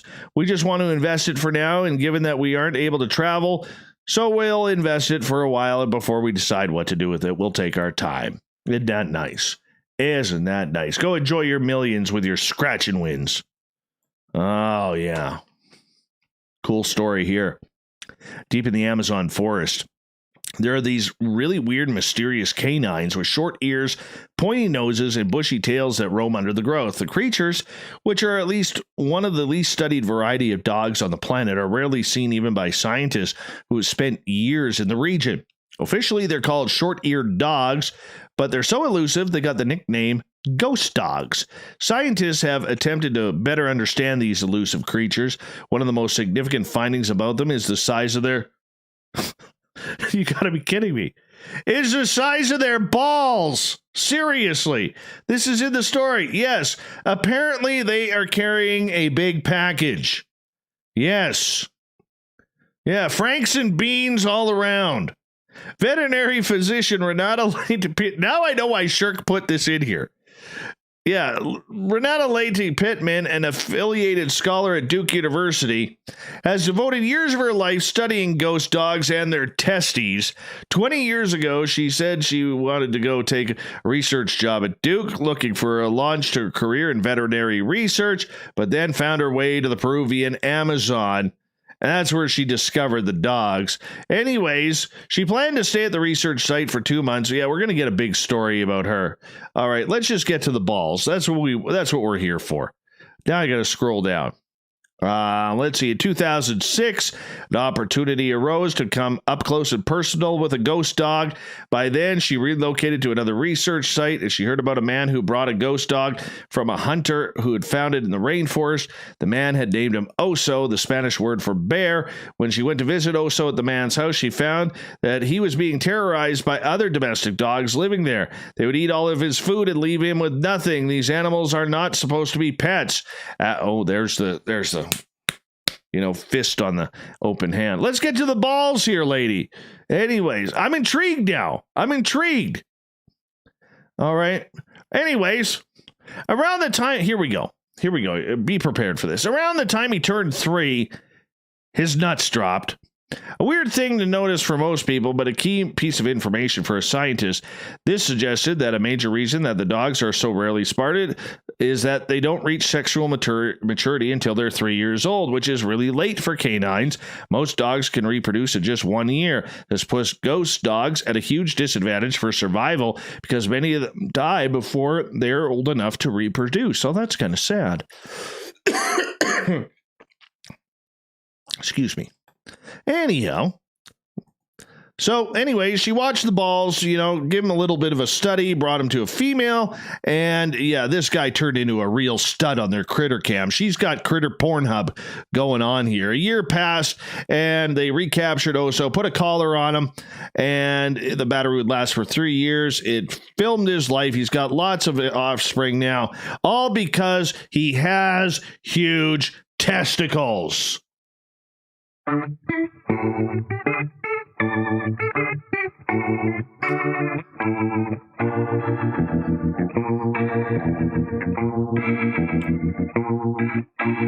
Thought of the Day happens every night at this time, where we ask a question on our Facebook and Twitter pages, then read your responses on the air because we love the audience participation around here. Today's Thought of the Day is as follows. What's your thoughts on the latest UFO story of the New York Times? Marty, one of our favorite veterans around here, him and Human Carl, number 1 in 1A, says, I haven't read it yet, so I don't have an opinion. But Dave, here's your clown. This is the weirdest clown I've seen. Is that a horse or a dog clown in a human body with striped pants and orange hair? I don't get it. All right. Moving on. Park. What did they blame Trump for now? Abducting Pelosi and probing? Oh my, that's terrible. Chris Wolford, TTSA fanboy. Another step in the right direction. Jack, it's another teaser of things to come. Hopefully. JJ, preparing for the false flag alien invasion because nothing ever happened until the Tic Tac. Isn't that true?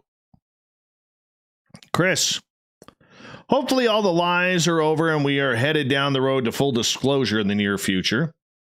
Heidi, it was a bit of a wet fart, to be honest. There was nothing new than here to look and hook the average person on the street, and nothing new in it that it moves us anywhere near any form of disclosure. Okay. Eric, not from Earth. Pretty bold statement. It's in the works to report on the crash retrieval program. I could guess only what part will be reported. Jeremy believes it's just a rehash of known information. Joshua Cutchin, former guest, remember he was on with Timothy Renner a few weeks ago, says, yes, you eat that nothing burger, people. Anselmo, boring. SOR does a better and fun work than NYT. Oh, I think the NYT has more readers than we have listeners, though. Scott, rather pointless article of fluffiness. Alex, with his shirt off, says that we need to stop treating it as if the article was for us. We're not entitled to validation. Regardless of what the information is within the article, it creates awareness. The rest is up to us to use this to capitalize on that awareness to further increase our research capabilities, obtain funds and money, and further the education of this subject to the general population that might be more open to it. Dwayne, insert Project Blue Book. Gavin, measured, always aware of the process, important article, clever in many ways. Davis quote, as in Dr. Eric Davis, a significant hook with more obviously to come. Inch forward, but maybe the role is to generate buzz so others will talk. Nicole, great days for ufology and the phenomena. Baby step in the community, giant step for the general population. And party time. Tim, more drivel, more disinformation. The people will never have any real disclosure from the U.S. government. Too much explaining and pointing finger pointing to handle. James, I'm in the USA and it's so messed up from the BS that's happening and the NWO ready to take over that no one cares anymore. You could tell his feelings are hurt. Ben Moss, former MUFON director, SOS, same old situation, different day. We got time for one more here. This one comes from Bella. In a perfect world, I could start having a real conversation with friends and family without ridicule and being called the UFO chick. What I can't figure out is why everyone isn't going bat bleep crazy over this. Sigh. Thank you to everybody participating in the Thought of the Day. We'll do it all again on our next show, because that's what we do here.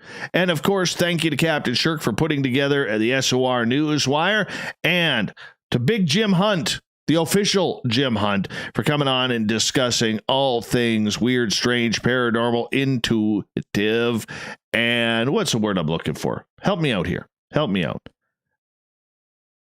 I don't know what it is. It's late, and I can't think of the word. But you know what I do know is this. We got Mr. Ron Bumblefoot Thal rocking in the background with Little Brother Is Watching. Bumblefoot is the official music of Spaced Out Radio, rocking us in and out of every single show. Get your horns up for the guitar god himself. Special thanks to everybody listening in at home, in your cars, at work, wherever you may be. Thank you to everybody participating in our chat rooms on Facebook, Revolution Radio, LGAB, YouTube, Spreaker, Space Travelers Club on our website, and to all the snarkers and starcats hanging out at hashtag Spaced Out Radio on Twitter. You guys were all awesome. I love ya. I know you're out there somewhere. Remember, this show is copyright by Spaced Out Radio and SOR Media Ventures Limited. Thank you so much for choosing to share your evening with us, because together, my friends, say it with me, we're watching. We own the night. Mr. Bumblefoot, we need a favor. We need you to take us home.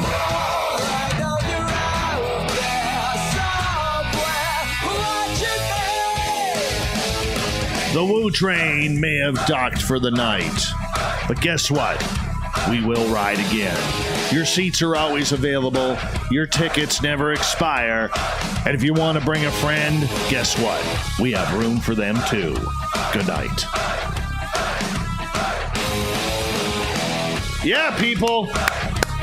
Yeah.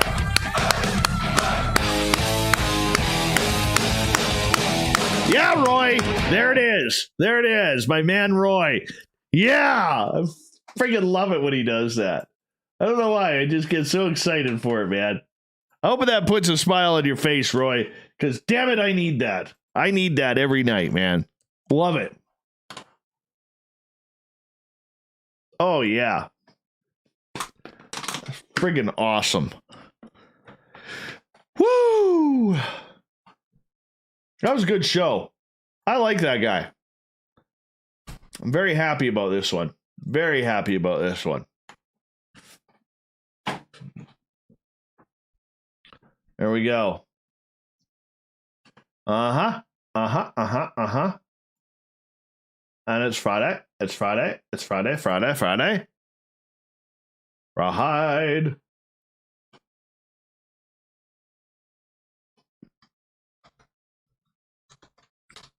Hey, Vector, you're welcome, man. You are welcome. I know Roy's laughing. He's like, I can just see Roy. Yeah, fuck yeah. Take us home, Dave, you bastard. Fuck yeah. I can just see it right now. Give it a couple of fist pumps as I know he's probably working the night shift tonight. Oh, yeah. My man Roy in Wisconsin. He's sitting there, fuck yeah, Dave. Fucking take it home, you bastard. Fucking bumblefoot. Give him a few of those. Oh, I can just see it. Just getting all pumped up. Fuck. You know what, Roy? You're the kind of guy I want to go to a football game or a baseball game with. Oh, yeah. Totally. You didn't notice this, Corns? How do I get my husband's grandfather to cross over? Or is it not him?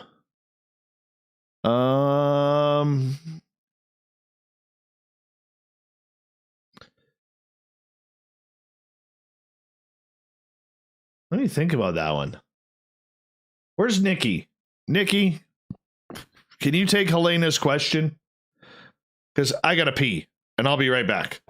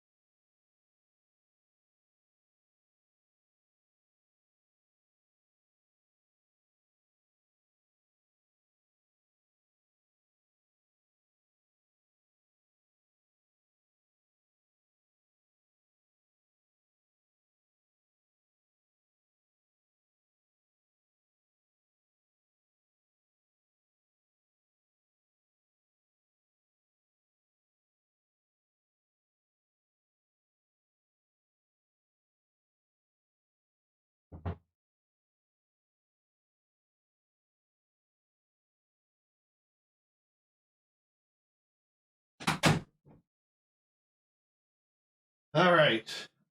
I'm back.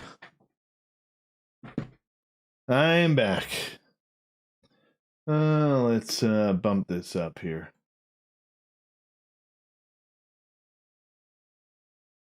Make sure there's nothing on the back end. Nope. And let's bring this to amplification. Hey, Chris Mo. How you doing, man?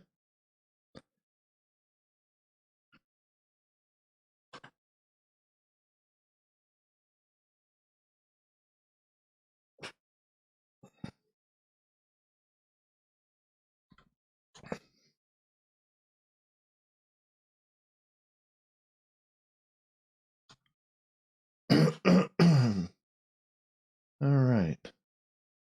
We got that ready. Now I gotta find the audio here. I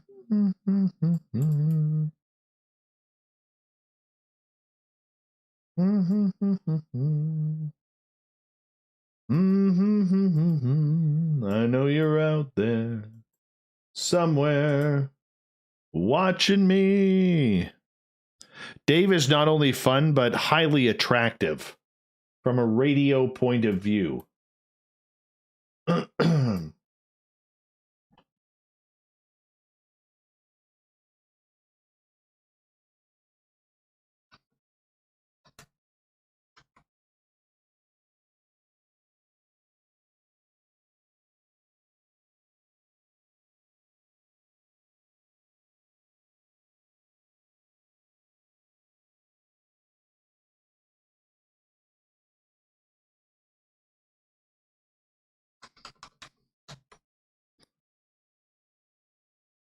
Sorry you had a rough week, man. Sorry you had a rough week.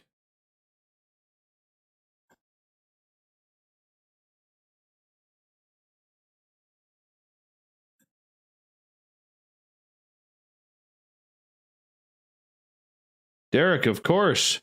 Hey Dave, have you ever invited Andrew Bartzis on your show? No. Corin's the booking guy. Takes care of that. So you can mention it to him. He does a phenomenal job with all of that. I don't even have to I rarely do my own booking anymore because he's like way ahead of the game. Which reminds me, Corinth, I still don't have August on my calendar, man, and we got to start September. Oh my God, we're thinking about September already. Holy shit.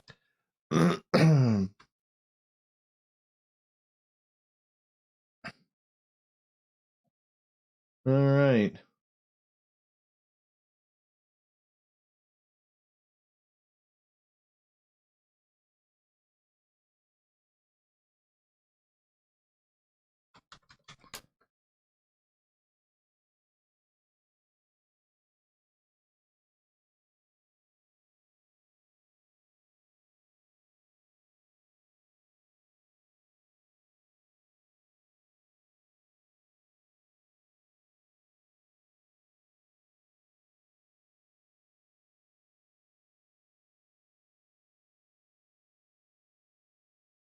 Corinth, I believe August is now booked up, is it not?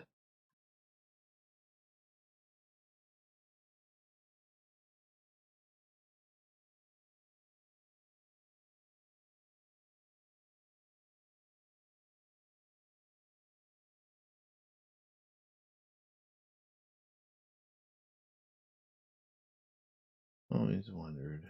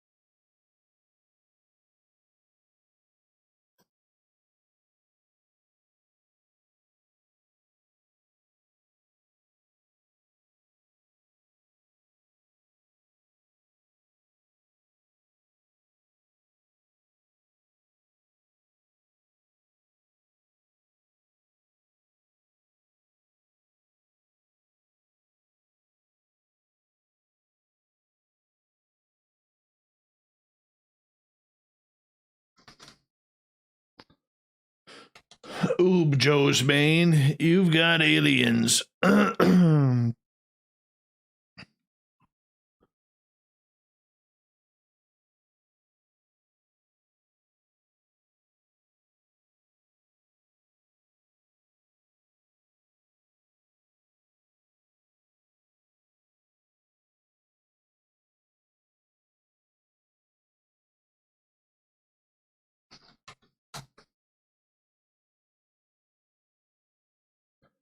See, that's the problem I had with my hair long is I needed something to detangle. My hair got real tangly, especially in the end.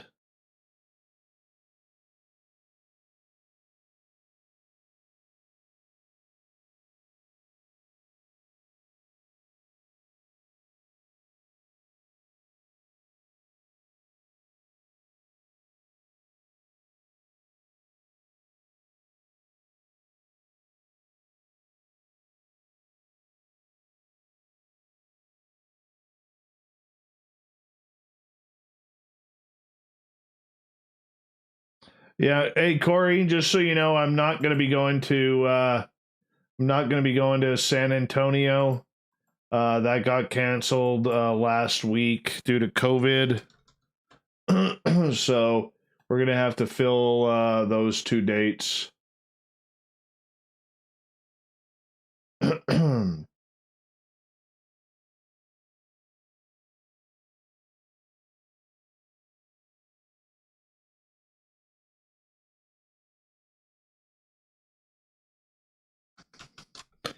We'll sit down this weekend. We'll discuss it.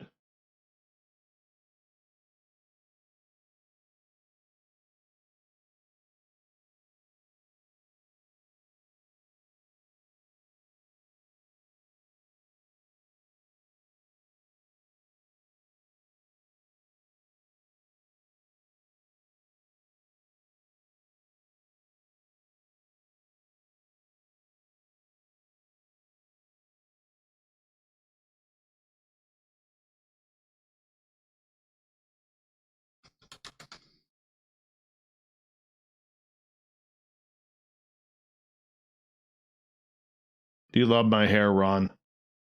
I know you do.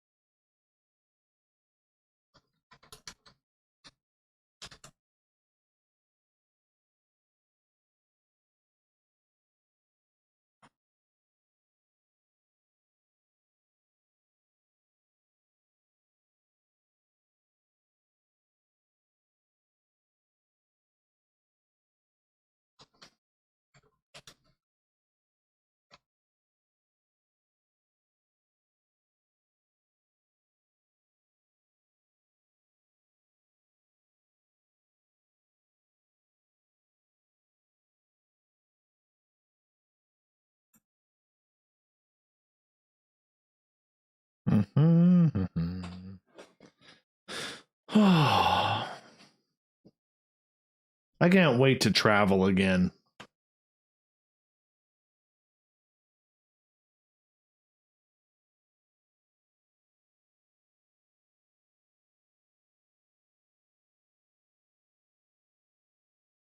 My take on the New York Times article, I thought it was a lot of history that we didn't need to hear again. I thought the stuff with Eric Davis was very powerful. I thought the quotes from Harry Reid, which he is now dismissed and had retracted, I think that the veteran reporters who worked on that piece are not going to fuck up a quote like that. I think he's hiding something. I say it moved us forward. I know I got to have a shave, Ron. I got to have a shave tomorrow. I haven't shaved in like 2 weeks.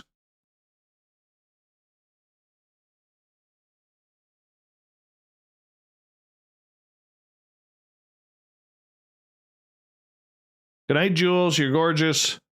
David, this is going to be the entire after show. Then at least you can do is bring in your cat. The cat's upstairs sleeping. And so are the dogs.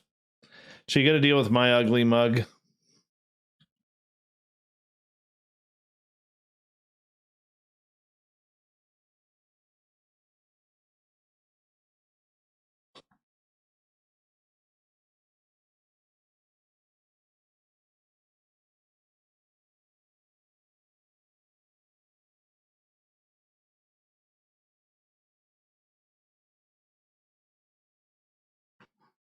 All right, that's one file down.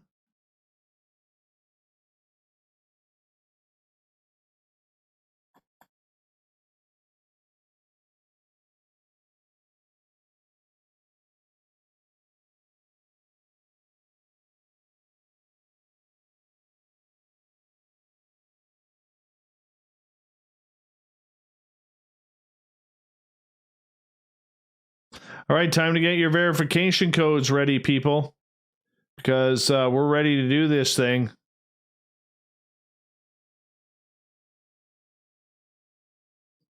Six-digit verification code is... Oh, wrong button. 329711. 329711.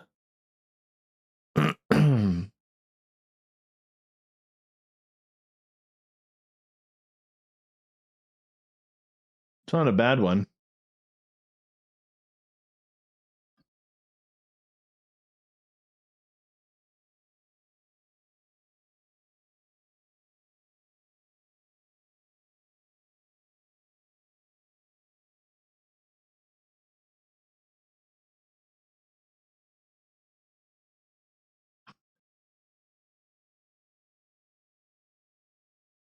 Hey, Gary the Spudger. Good to have you here. Gary the Spudger, everyone. We love him around here. Not everybody can spudge the way Gary can. Oh. Like stretching out.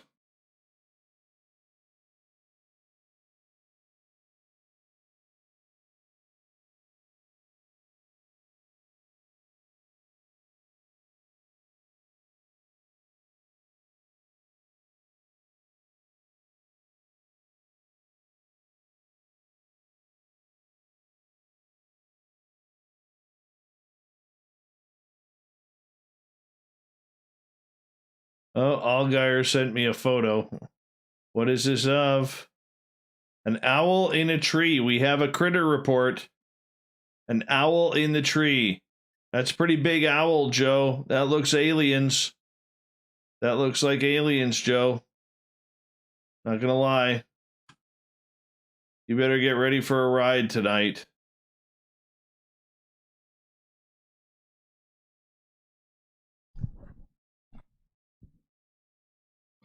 Yes. I never just put my head on my back of my chair. It's probably the least used portion of my chair is right in the back here where my head is. That's a good critter report, Joe. Good catch.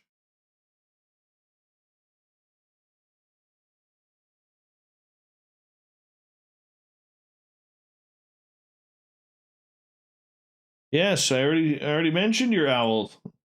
Getting ready for some aliens tonight, eh, Joe? Getting ready for some aliens. Joe likes some aliens every now and again. Who can blame him? Who can blame him? This was a fast week. I remember thinking on Monday, holy shit, I can't believe it's just Monday.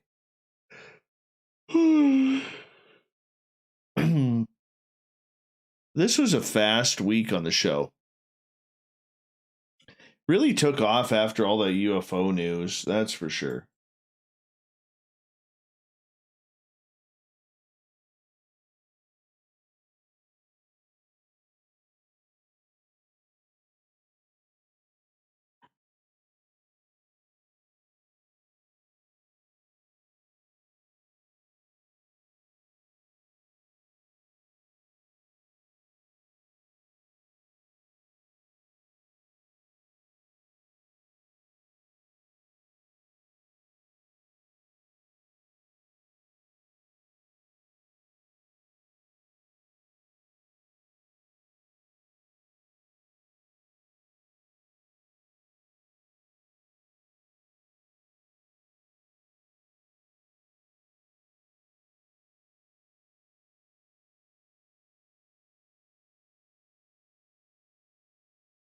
Any other questions while I'm sitting here?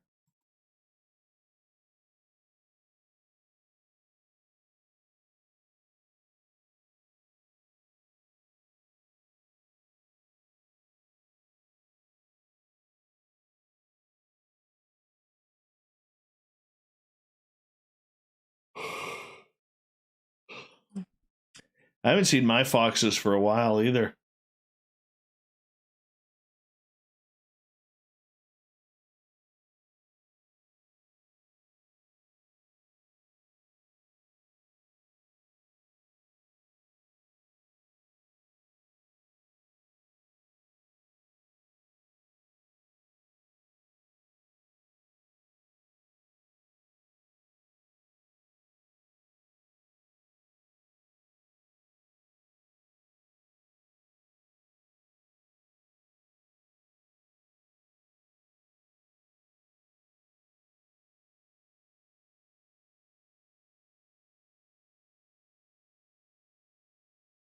Is SOR hiring?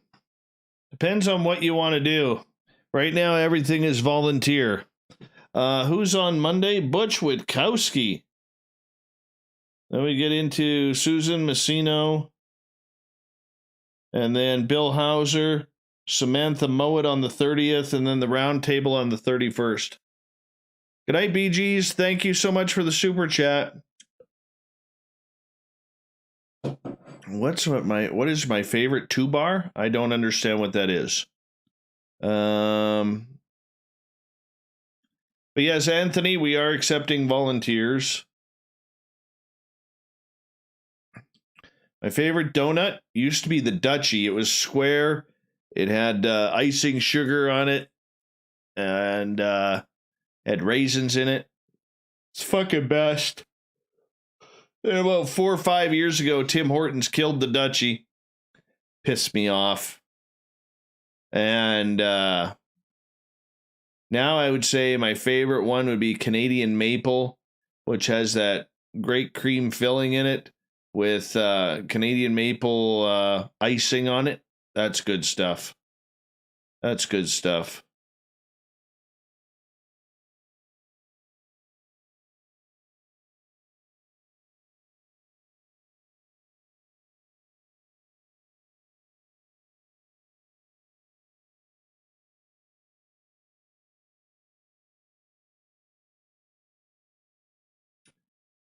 Yeah, I think we got a good week coming up.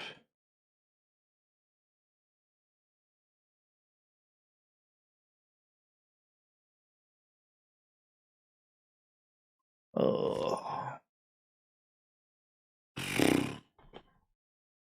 She's a worm in here. She is a warm in here.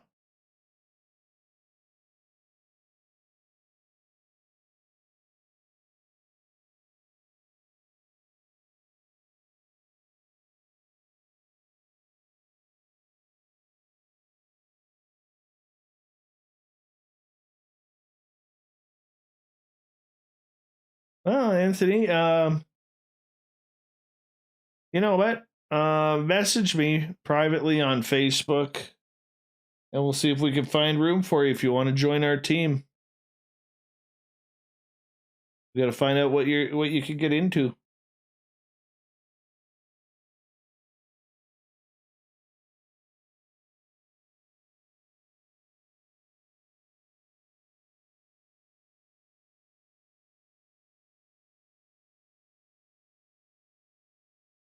Everyone take a drink. Ron removed a message. You know the rules around here. Every time Ron removes a message, we all take a drink. Cheers.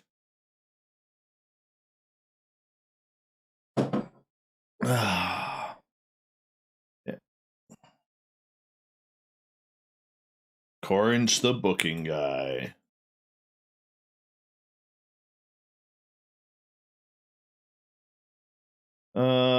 Yep. Get a hold of Corin's at bookings. Corin's, can you give Anthony your email? And get a hold of Corin's and let us know what you can do, what you can't do, what you want to do. Yeah, man, do that. Hi, Nikki. I didn't know you were still here. Gorgeous Teresa, I thought you had dozed off on me.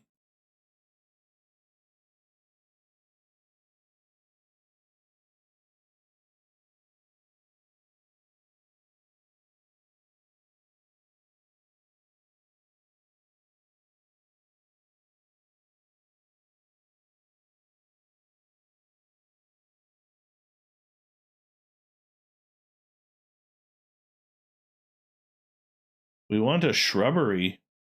What does that mean?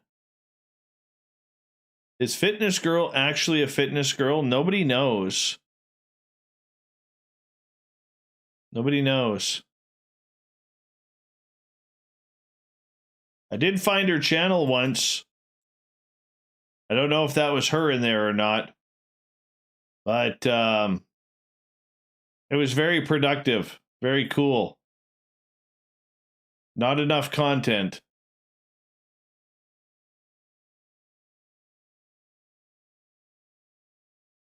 Brazilian Jiu-Jitsu instructor. Holy shit. In other words, don't fuck with Fitness Girl. Where is my program? Why do you have to live in South Africa? Hey, Anthony, thank you so much for the super chat, man. I appreciate that. That's really cool. That's really cool.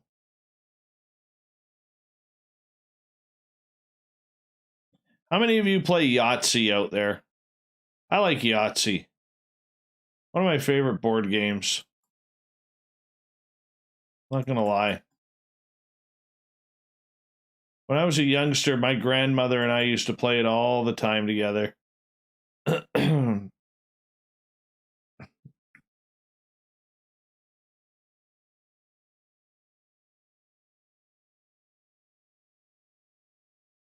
Either way, if you're teaching Brazilian Jiu-Jitsu, I'm not fucking with you. You're dangerous. You can kick my ass at just looking at me the wrong way. Oh yeah, I know people like you. I totally know people like you.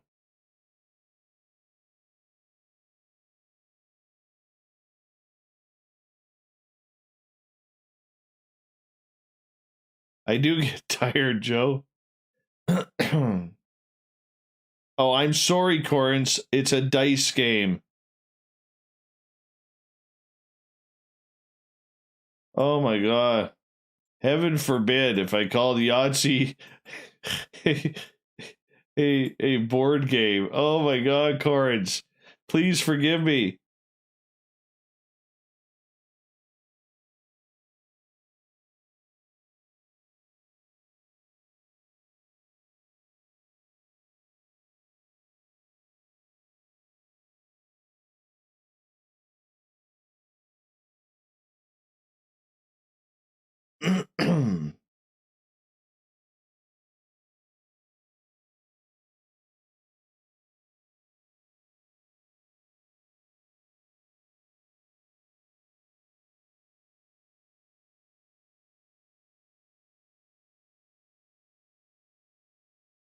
I like Sudoku. I'm still in the beginner stages.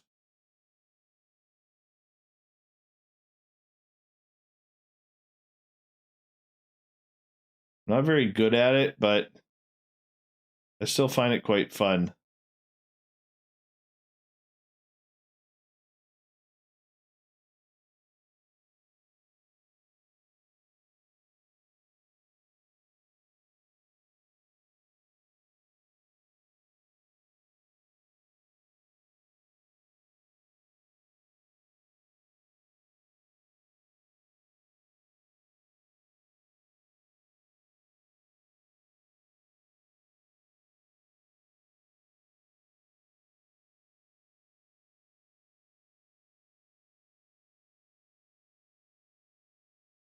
%93 downloaded on the one so far.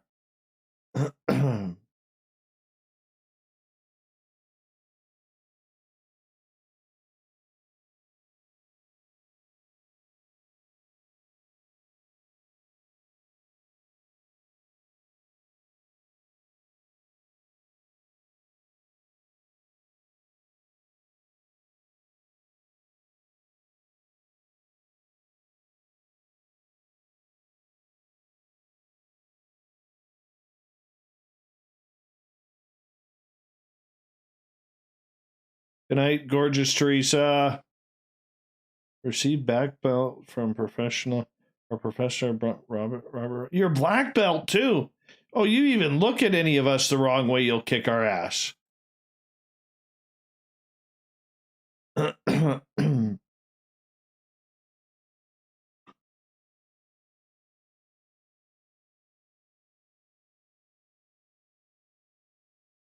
know Joe's main is saying that my hair can defeat the Brazilian Jiu-Jitsu.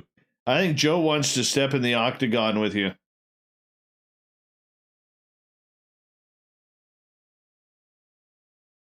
Sorry, Joe, but my money is on our young lady here.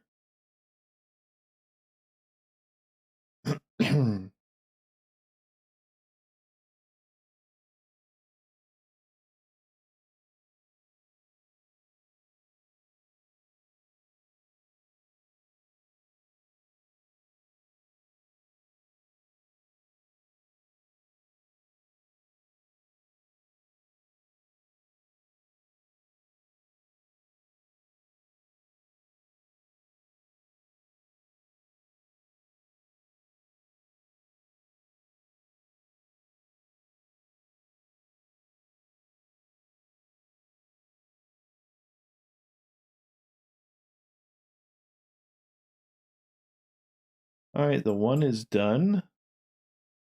Down to the final minutes of the other.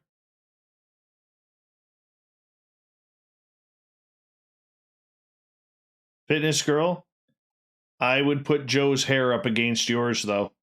Not gonna lie. Even with the beautiful locks that I had, I could not compete with Joe. Just saying. I could not compete with Joe. He was my mentor in the hair department. Hey, Grendel. How are you doing? I didn't see you in here.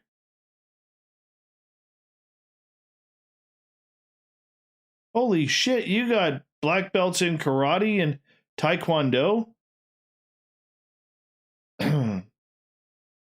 Holy cow.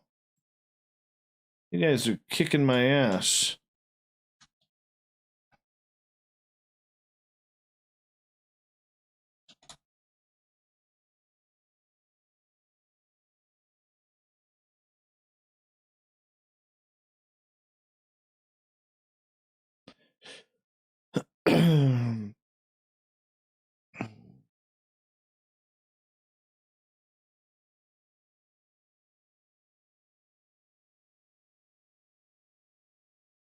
I'm tapping out too, guys.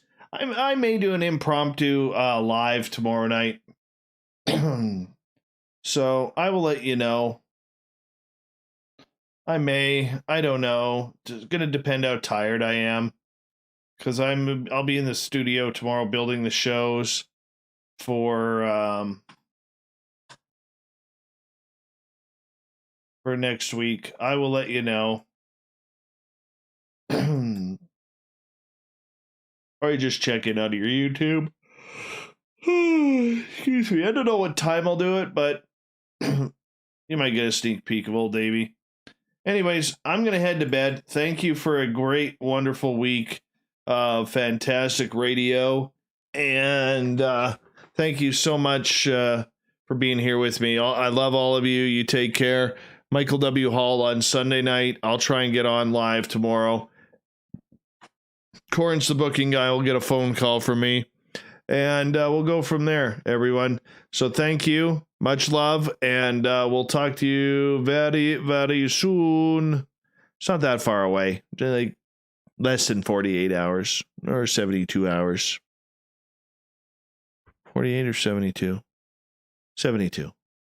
Minus 3. So 69 hours. 69 hours.